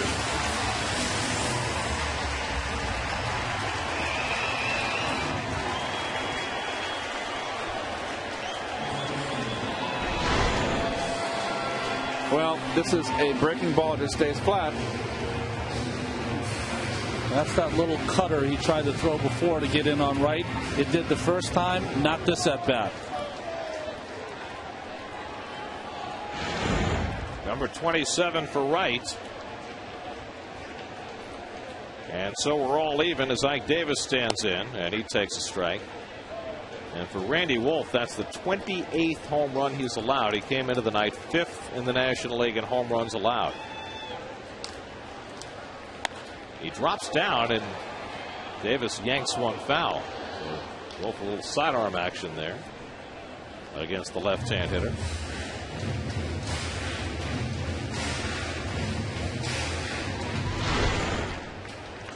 Well, a little Laredo here. But if you go Laredo, you have to have that ball on the outside part of the plate. You're trying to get him to dive towards first base, go to the outside part.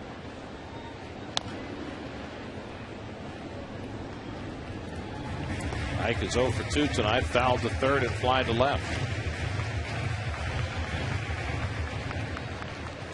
So Mike Pelfrey is back even.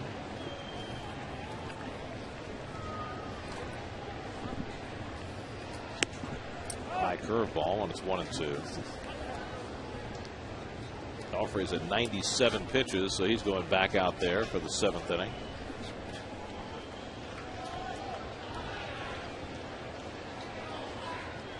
And he strikes out Davis with a curveball, so Wolf kept coming with that curve and finally got him. 4th strikeout of the night for Wolf, but the Mets have drawn even. David Wright with the 2-run.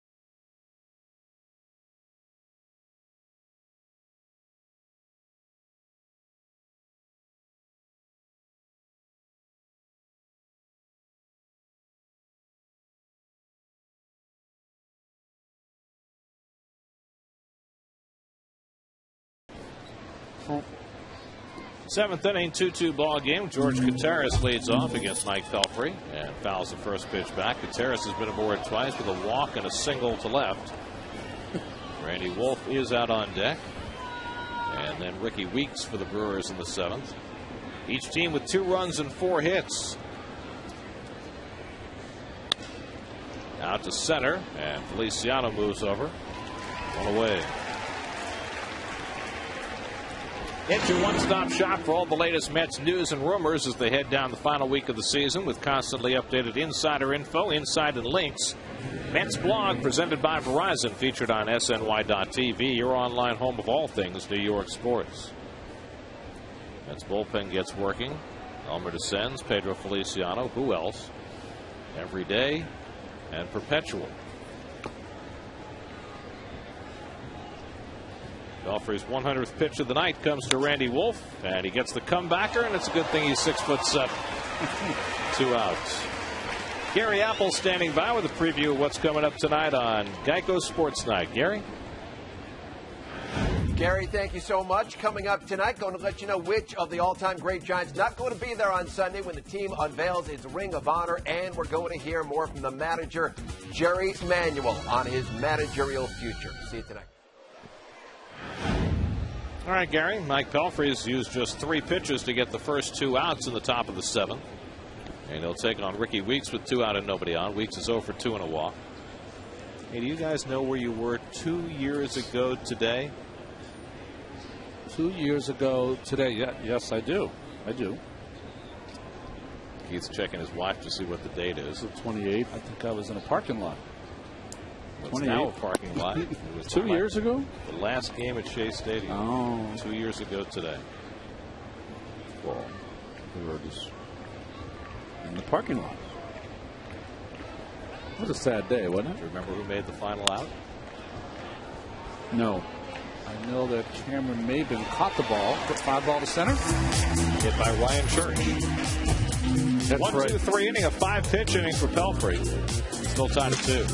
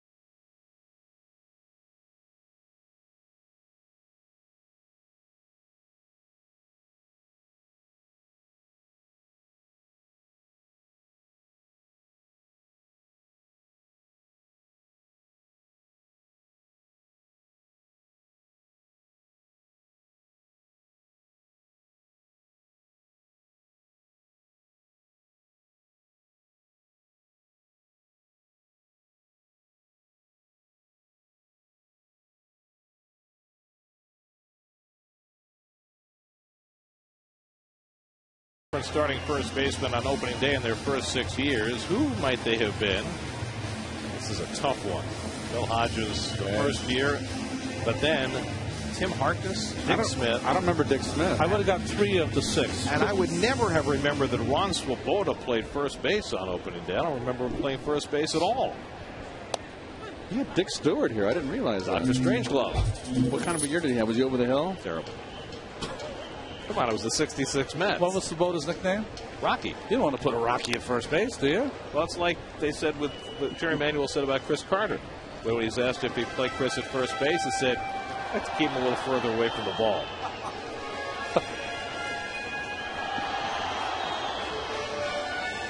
Nick Evans has flied out twice tonight against Randy Wolf.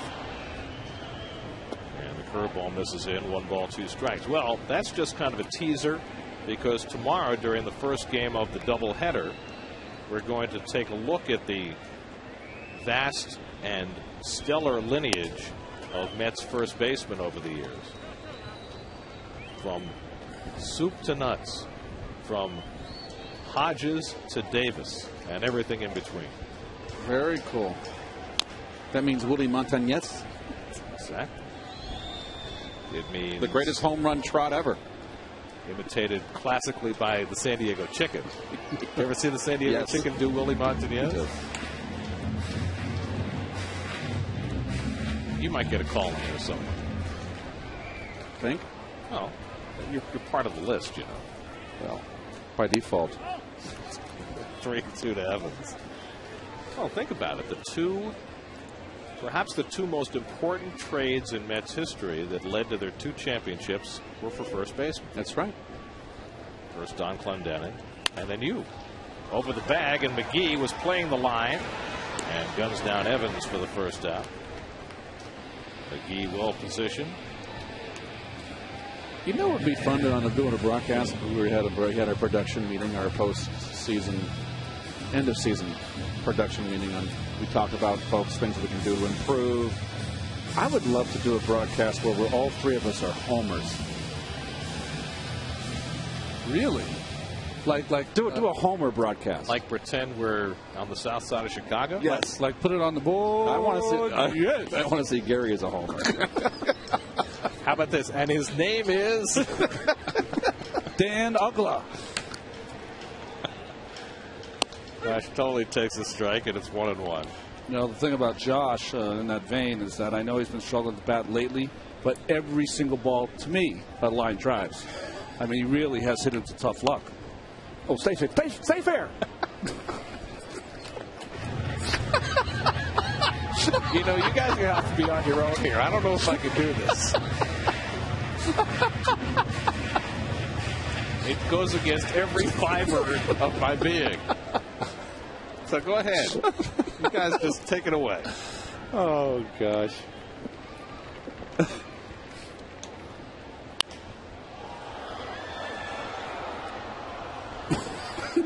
I'm afraid where I'm going to go. That's the problem.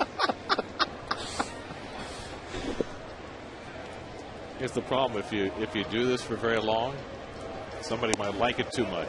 You hit him. Now, should he have pretended that he was hit? Should he have started rubbing the spot? Yeah, and Ray Ramirez to meet him at first base. Right. That would be the key. Now, you know, we never, ever discussed that after it happened with Jeter, and it's been such a topic of conversation as Tolley hits one out to center field. What'd I tell you? Another line drive. 2 out. Darn.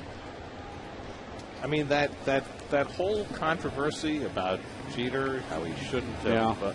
That's silly. Ridiculous to me.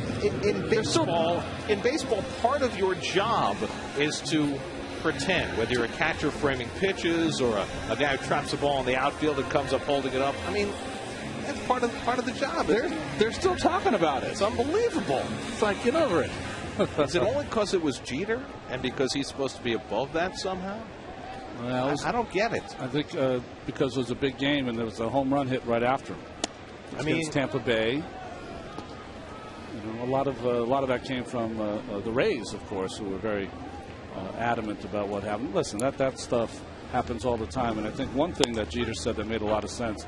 He said, a lot of time I've been hit, and they haven't let me go down to first, and you know, I mean, that's part of the game. It's all about the ethic of a particular sport. If it were golf, it's a whole different story, right? Golf, you're supposed to call penalties on yourself. That's right. Absolutely. Guys have lost tournaments. DiVincenzo in the Masters did not sign his card. He shot the round, but he did not sign his card. He loses. That's not the San Diego Chicken. Throw it away. Up by McGee. Okay, I think this experiment is over. Okay. That's just not going to watch. 2-2 after 7.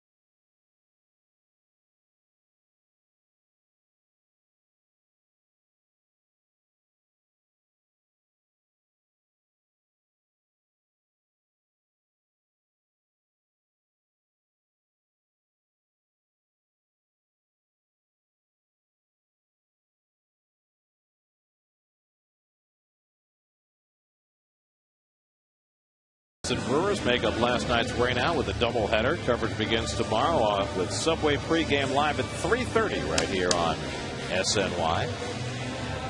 There are your pitchers. Game 1 of the doubleheader tomorrow. I believe that's actually incorrect. John Neese is pitching the first game against Giovanni Gallardo, and R.A. Dickey the second game against Dave Bush. And then Dylan G goes Thursday night against the lefty Chris Narveson as the Mets and Brewers wrap up this 4-game extravaganza. Joe Inglet leads off for the Brewers in the 8th inning. And Mike Pelfrey throws a curveball for a strike. Mike had a 5-pitch 7th, which allows him to go out there still fresh in the 8th at 102 pitches. Inglet 1 for 3, a late additional lineup when Ryan Braun was scratched with a stomach virus. And Pelfrey gets ahead 0-2. Feliciano up in the bullpen with an eye toward Prince Fielder, who's due up 3rd in the inning. When Feliciano next pitches, he will put himself in the record book in a host of ways, not the least of which is he'll break his own club record for appearances in a season. Manny Parra up in the Brewers bullpen as England rockets one down the right field line, and that's a fair ball bouncing into the corner. And England cruises into second base with a leadoff double. Fan touched the ball, so it turns out to be a fan interference double. We're trying to go up in the strike zone, but Mike did not get it there. It became a middle pitch and right on the line, or inside the line for Inglet. This is the case. Inglet's a late addition because of Braun's injury or stomach flu, and he gets a couple of hits. So here's Corey Hart, who distinguished himself in the 6th inning by becoming the first right-hand hitter this season to hit a home run off Mike Pelfrey. Mike had given up 11 home runs this year, all to left-hand batters. And the slider misses away, ball 1. Elmer descends, joins Feliciano in the bullpen. Who was the last right-hand hitter to homer against Pelfrey before Corey Hart? It was Ian Desmond for the Nationals last year. That was in the final week of the season last season.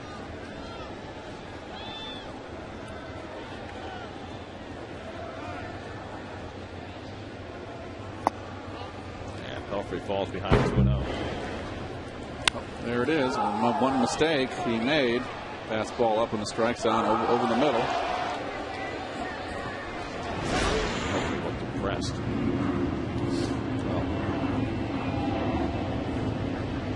Hart, a career-high 31 home runs. Go-ahead run at second with nobody out. And he breaks his bat, but he'll advance the runner. Tejada throws out Hart, and now the go-ahead runs at third with 1 out with Fielder coming up. So let's see if they bring in Feliciano to face Fielder. And they're going to do exactly that. Jerry Manuel on his way out to the mound.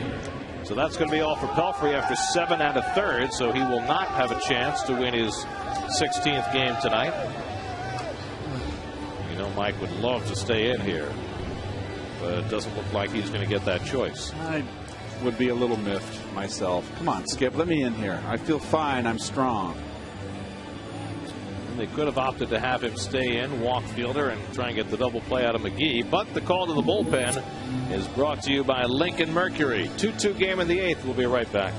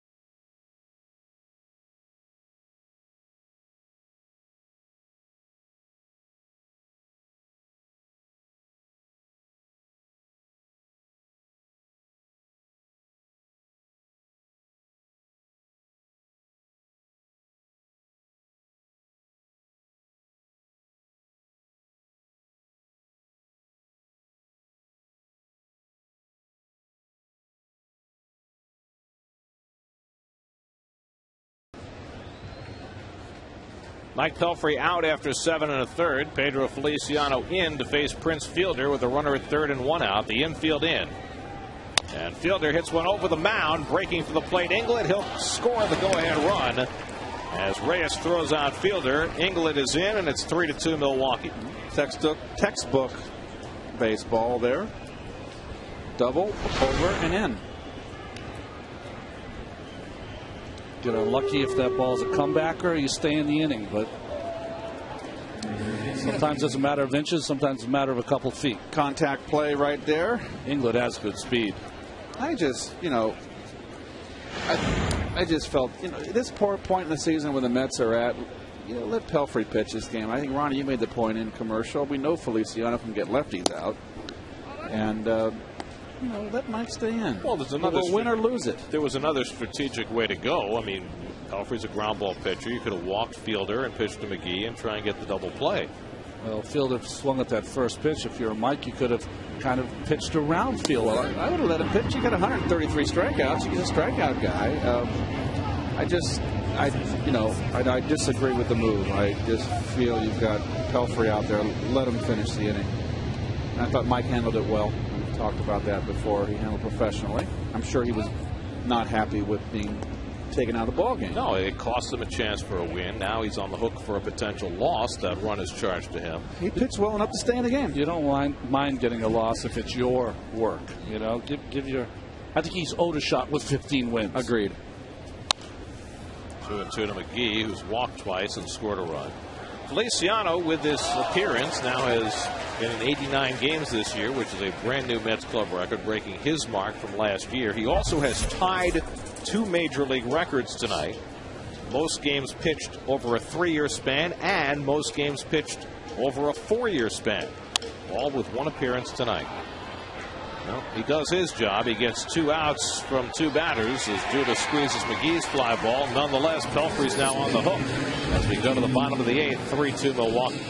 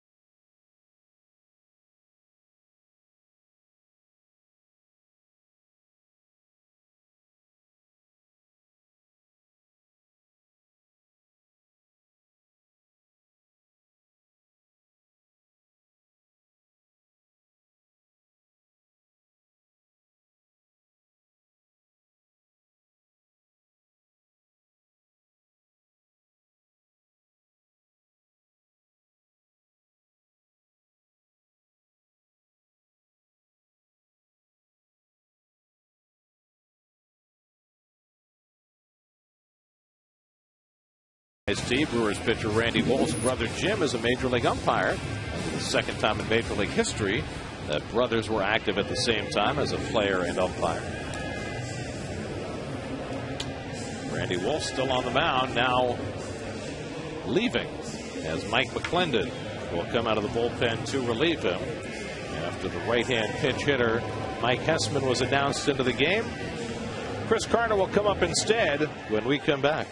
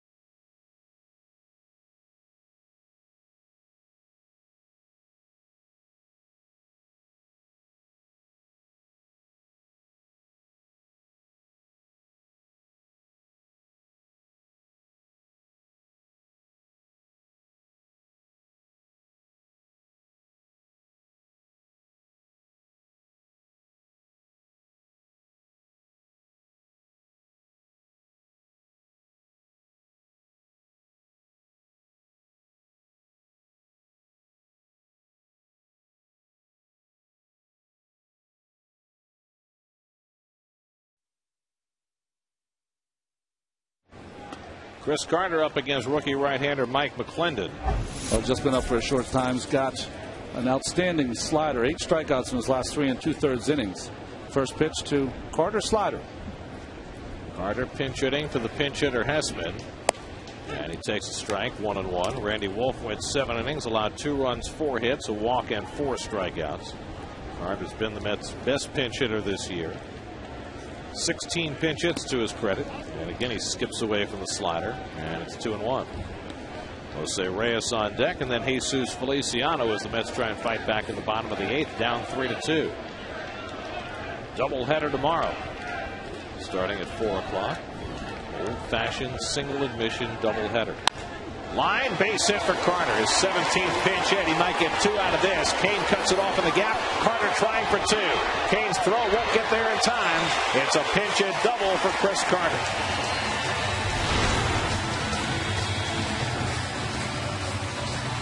Oh, Brewer manager Ken Maka opted for the right-hander, and you've had a very successful pinch hitter in Carter as opposed to Mike Hessman, who's been sitting on the bench for 9 years. Chris Carter safe and second. Safe and secure. New York Light. So now the tying run is at second base with nobody out. Let's see how the Mets play with Reyes, who's walked and grounded out twice, once into a double play. Not bunting, and he takes it away for ball 1. Corners are in against Reyes, against the threat of the bunt. Zach Braddock, the lefty, up in the Milwaukee bullpen. 2 left-hand hitters to follow, Feliciano and Duda. Fouled away, 1-1. Remember, Carlos Beltran left this game in the 6th inning because of discomfort in his surgically repaired right knee. Isanori Takahashi hoping for a save chance, now up in the Mets bullpen. Each team with 5 hits. That's only 2 runs coming on David Wright's home run in the 6th. Tapped in front of the plate, and the runner holds at second as McClendon throws out Reyes. Carter unable to advance. That's a huge play. 1 out. The toughest ball, isn't it, Keith? Back to the pitcher. You just don't know how hard it's hit. You just can't. You're stuck. If you either got to break clean or you can't break it all.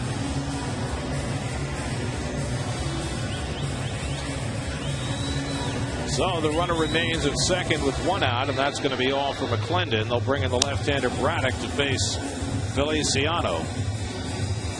With Feliciano and Duda, the 2 left-hand hitters coming up. Ken Maka will make the move to the bullpen, and the rookie left-hander Zach Braddock will come into the game.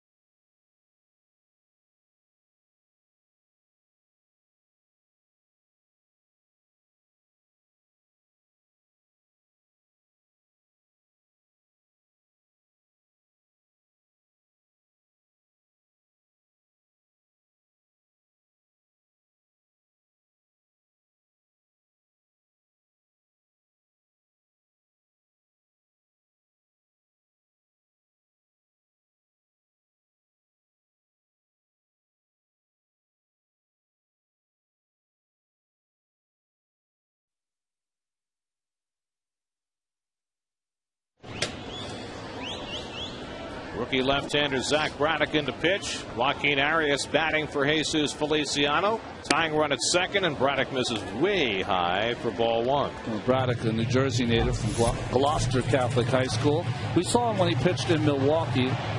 Trouble with his control, but outstanding fastball and great overhand curveball.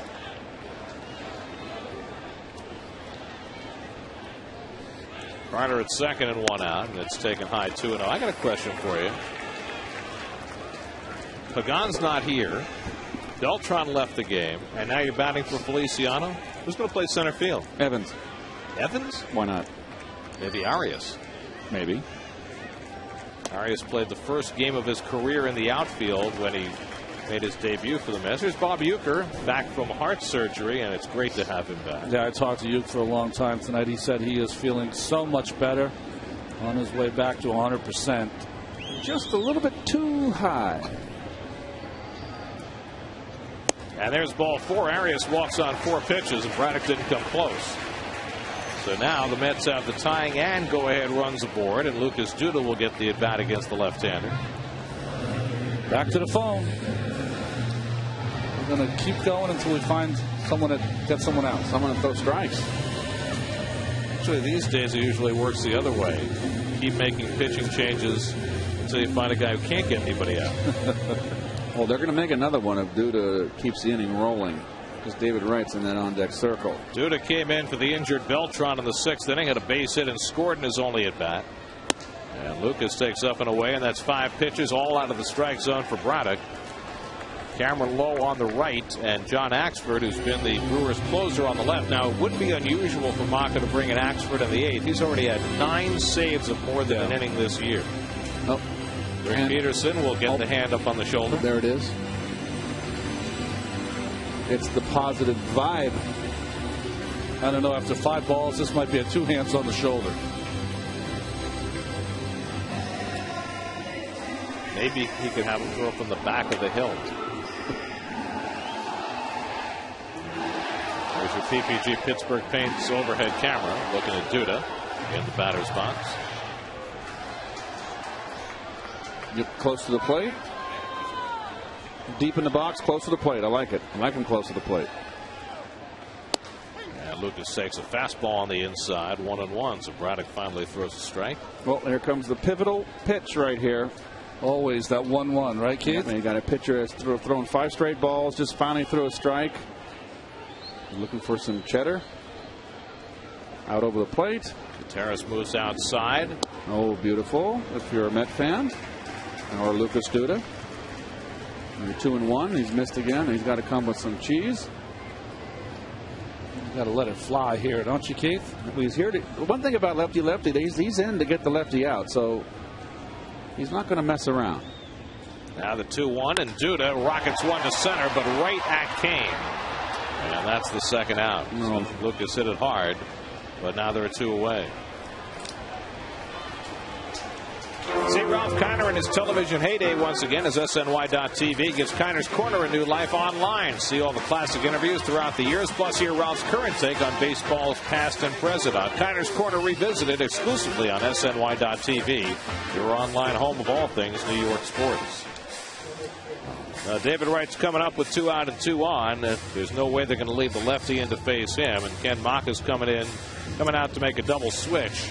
He's got his closer, John Axford, up in the bullpen, so you can assume that he's coming in to try and get a 4-out save. And then he'll make another switch as well to be able to preserve him without an at-bat through the ninth. We'll be right back.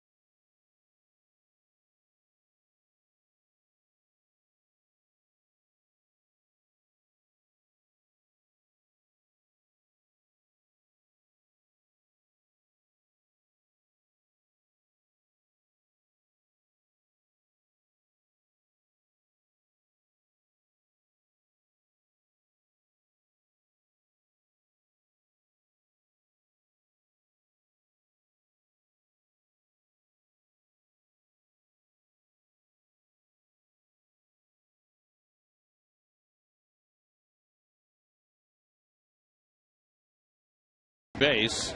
He'll bat ninth. The former Met Carlos Gomez comes into play left field. That's mostly for defense, especially with Wright coming up. And the closer, John Axford, will try for the 4-out save. With this many player changes, this is 3rd and 7. Axford's been unbelievable this season. 55 and 3rd innings, 70 punch-outs, and an 8-1 record. So David Wright, who had a 2-run homer for the only 2 Met runs that tied up the game in the 6th, will get a crack here with 2 aboard and 2 down in the 8th with the Mets down by a run. Axford has 9 saves of 4 outs or more this year. Only Brian Wilson of the Giants has as many in the National League. The Mets saw him in Milwaukee earlier this year. Here's Wright's home run. You want to hit him in this ballpark, that's where you want to hit him, down the lines. Oh, Randy Wolf still on the bench. See if his relievers can hold this lead.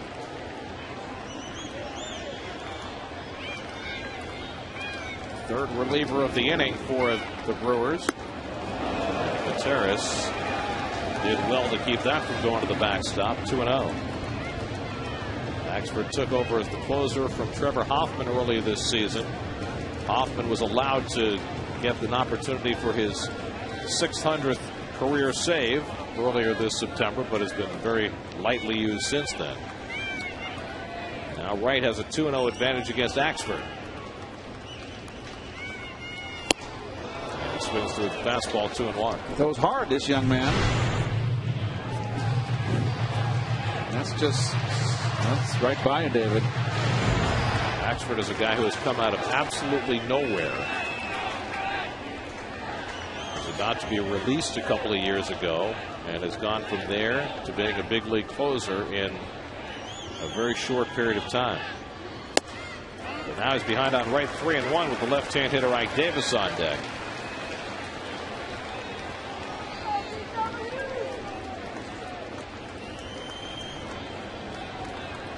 He's got a little shading on that bill of his cap. And there's Mr. Wolf hoping he can get a W here. Probably a little pine tar, a little rosin. Maybe just dirt. 3-1 to David. 94 miles an hour upstairs. This guy has an electric fastball. But out of the strike zone. Hardy. So now the runners will be on their way. Carter at second. Arias at first. 3-2 and 2 down.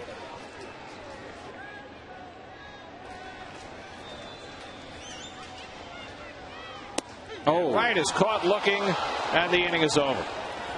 So Axford falls behind 3-1 and gets David Wright. 3-2 Milwaukee after 8.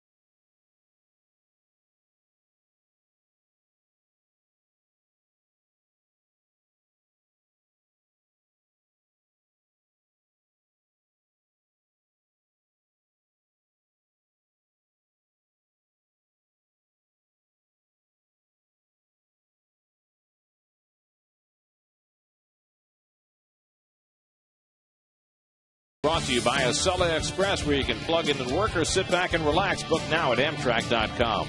By Subway, eat fresh. And by BJ's Wholesale. Join Hisanori Takahashi this Friday at the Flushing BJ's, located at 131-07 40th Road from 1 to 2 p.m. for a meet and greet. And a chance to win Mets tickets courtesy of BJ's, Tide, and Downey. Elmer descends on to pitch in the 9th inning. Nick Evans moves over to center. Keith, you were right. And Chris Carter will move to right. So Evans has now played all 3 outfield positions tonight. Lorenzo Cain up against Descends, and a 2-hopper to short for Reyes to handle. Gets the speedy Cain by an eyelash. Routine play, almost got unroutine in a hurry. 1 out. Well, Elmer Descends, here's his numbers, and at 39 years old, maybe having his finest season as a reliever in the big leagues. Alcides Escobar comes up. By the way, when David Wright went down looking to end the bottom of the 8th inning, he set a new Mets club record with his 157th strikeout of the year. Ouch. Escobar pops up the bunt. That'll go back over the screen. Escobar 0 for 3 tonight. Now 0 for his last 19. George Gutierrez on deck.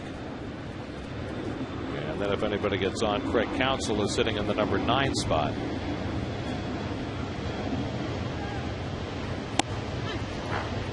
Looking ahead to the last of the 9th, the Mets will have Davis, Evans, and Tolley up against John Axford, who will be bidding for the 4-out save. Each team with only 5 hits tonight.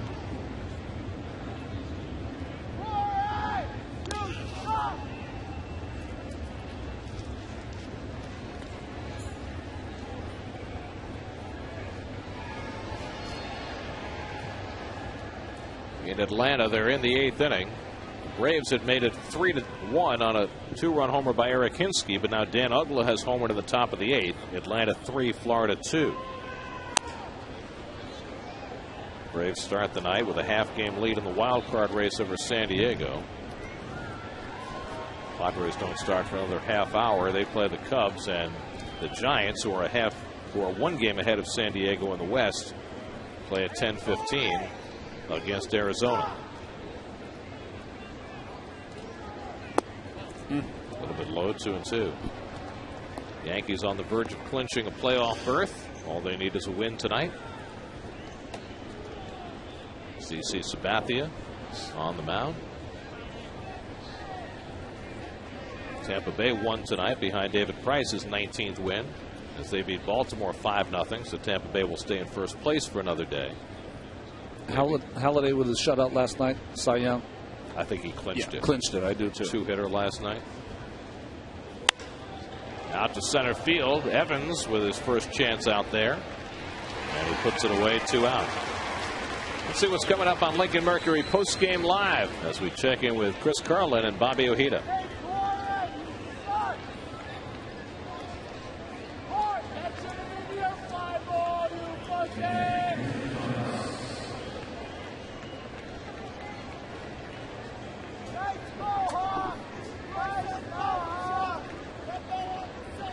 All right, we'll look forward to that. Meanwhile, George Gutierrez up with 2 out and nobody on in the top of the 9th. Gutierrez 1 for 2 and a walk tonight.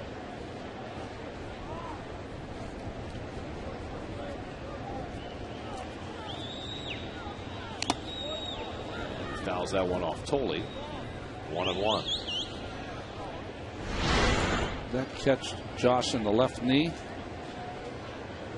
Oh, yep. Direct hit.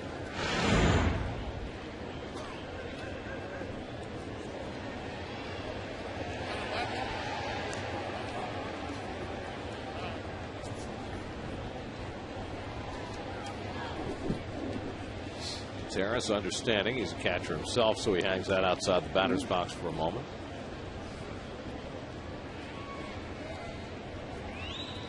One from Descends, and it's low and away. 2-1.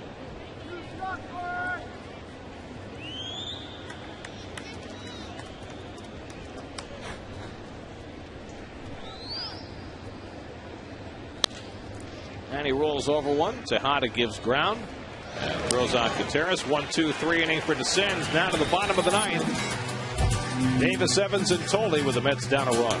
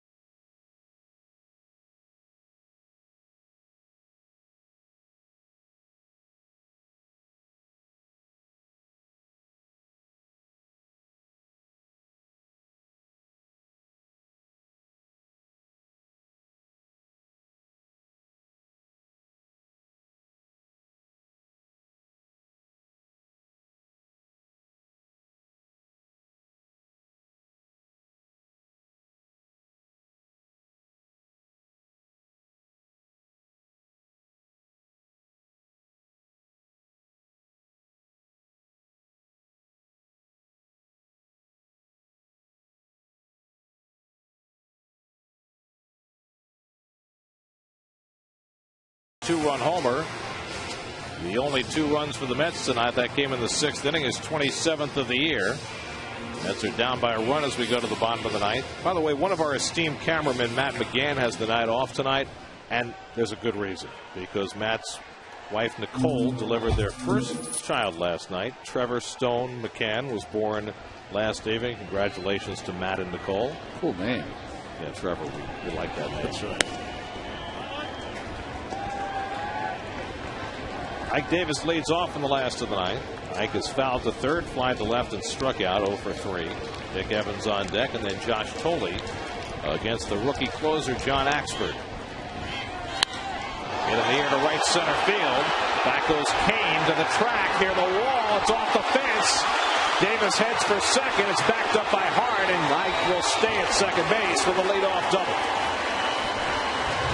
And so the Mets are rolling in the ninth. Well, just a little bit off the end of the bat and missing with the breaking ball first pitch. Ike sitting on that fastball. And Hart nicely covering up for backing up Kane in center. Boy, 416 away and only a double. 33rd double of the year for Ike. Well, wanted that ball down and away in the IOTV pitch differential. So the tying run at second. Now Nick Evans the batter. And how do you play this? You got the left hand hitting Tolley on deck, but behind him the right hand hitting Tejada. Brewers are looking for the bunt. Let him swing. I'm with you. And he's swinging. And Axford is missing way up high. He threw one of those to David Wright as well. How you can miss by that much. I mean, that's 4 feet. One of the advantages for the Mets is Escobar is holding on the runner Davis. I don't know why. Close at shortstop position. That opens up that hole with Counsell in at third base.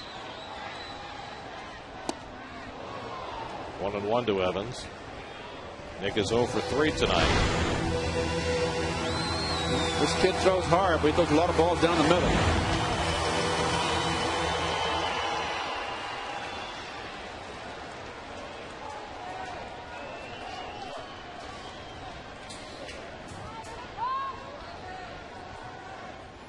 Evans takes a strike. 94-mile-an-hour fastball. Same pitch that got David Wright looking in the last inning.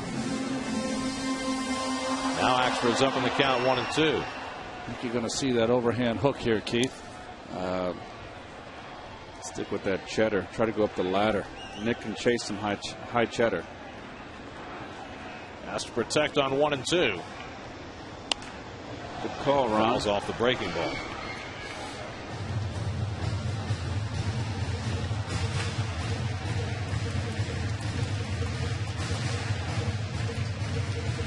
Davis at second and nobody out with the Mets down by a run in the last of the ninth. Axford's only blown 2 saves in 24 chances this year. Boy, there's a big gap in left center field. Too high, 2-2. You got Gomez playing straight away in left, but Kane shallow and toward right center. I think Gomez has to move over a little bit. When a guy throws 94, 95 miles an hour, it's going to be hard to pull him anyway. And he already got one ball hit over his head. And he's in shallow again. 2-2. Swing and a miss. He got him with a high heat. So Axford strikes out Evans for the first out. Well, up the ladder. And Nick has a tendency to chase. PPG Pittsburgh paints overhead camera.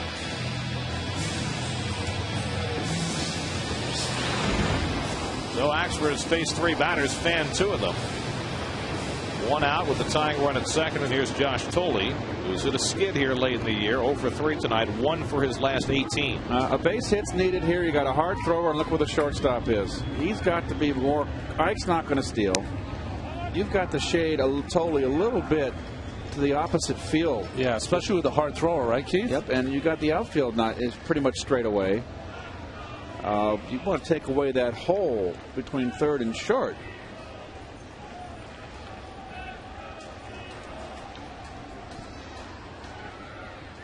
I don't know about the scouting report, but unless they just plan to pitch Tolle inside. Well, also take it inside out, though. They're trying to keep Davis close so he doesn't get a big jump off second off a base hit. But still, you've got to hustle back to your position if you're going to do that. Yes, heck with that. Now Axford behind 2-0 on Tolle. And he goes around on the high fastball. Not what Josh wanted, 2-1. Well, let me tell you something. This kid can bring it up there. Let me tell you.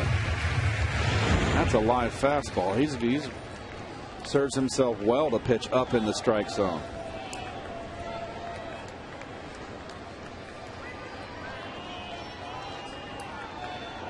Two and 1 to Tolle with Tejada on deck. And Josh floats one into shallow left field. That's going to fall for a base hit. Davis to third. He'll stop there. And now the tying run is on third base with 1 out. Well, unfortunate. There's your inside out swing we're talking about. Totally ties up Tolle inside. That's a major emergency swing. Better be lucky than good sometimes. Gomez get to it quickly to disavow Davis of any notion of trying to score on that. Now Tejada will try and get the tying run in. The potential winning run is on first. Tejada 2 for 3 tonight with a single and a long double over the center fielder's head. Again, Maka out to the mound for a strategy conference here. Nobody up in the Milwaukee bullpen. They've got their closer on the mound. Well, you've got to play in at the corners, respect the squeeze, and back for 2. Tejada's not real fleet of foot. Luis Castillo is going to run for Josh Tolle, carrying the potential winning run at first base. No problem finding him tonight.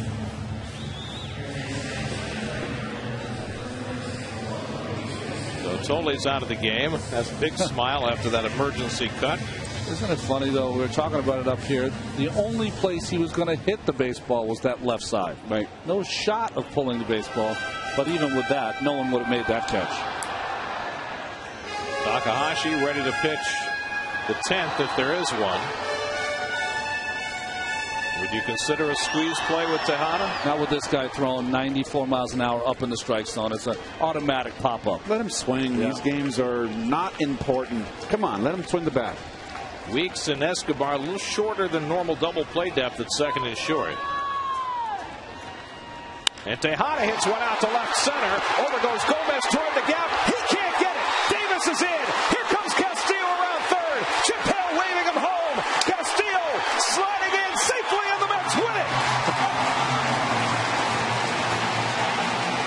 Ruben Tejada with a 2-run double to win it for New York.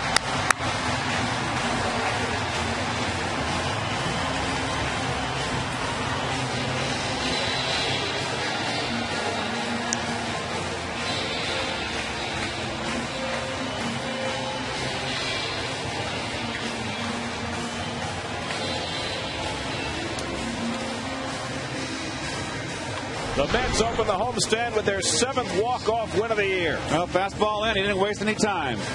And good for him. A fastball pitcher. Got to make him feel good. And Castillo just off the bench motoring.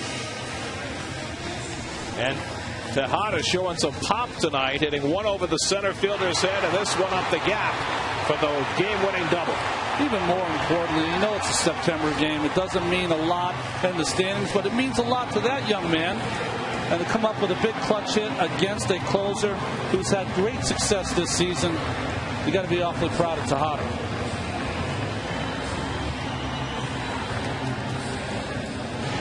Outstanding. So Tejada with a 3-for-4, 2-double, 2 RBI night.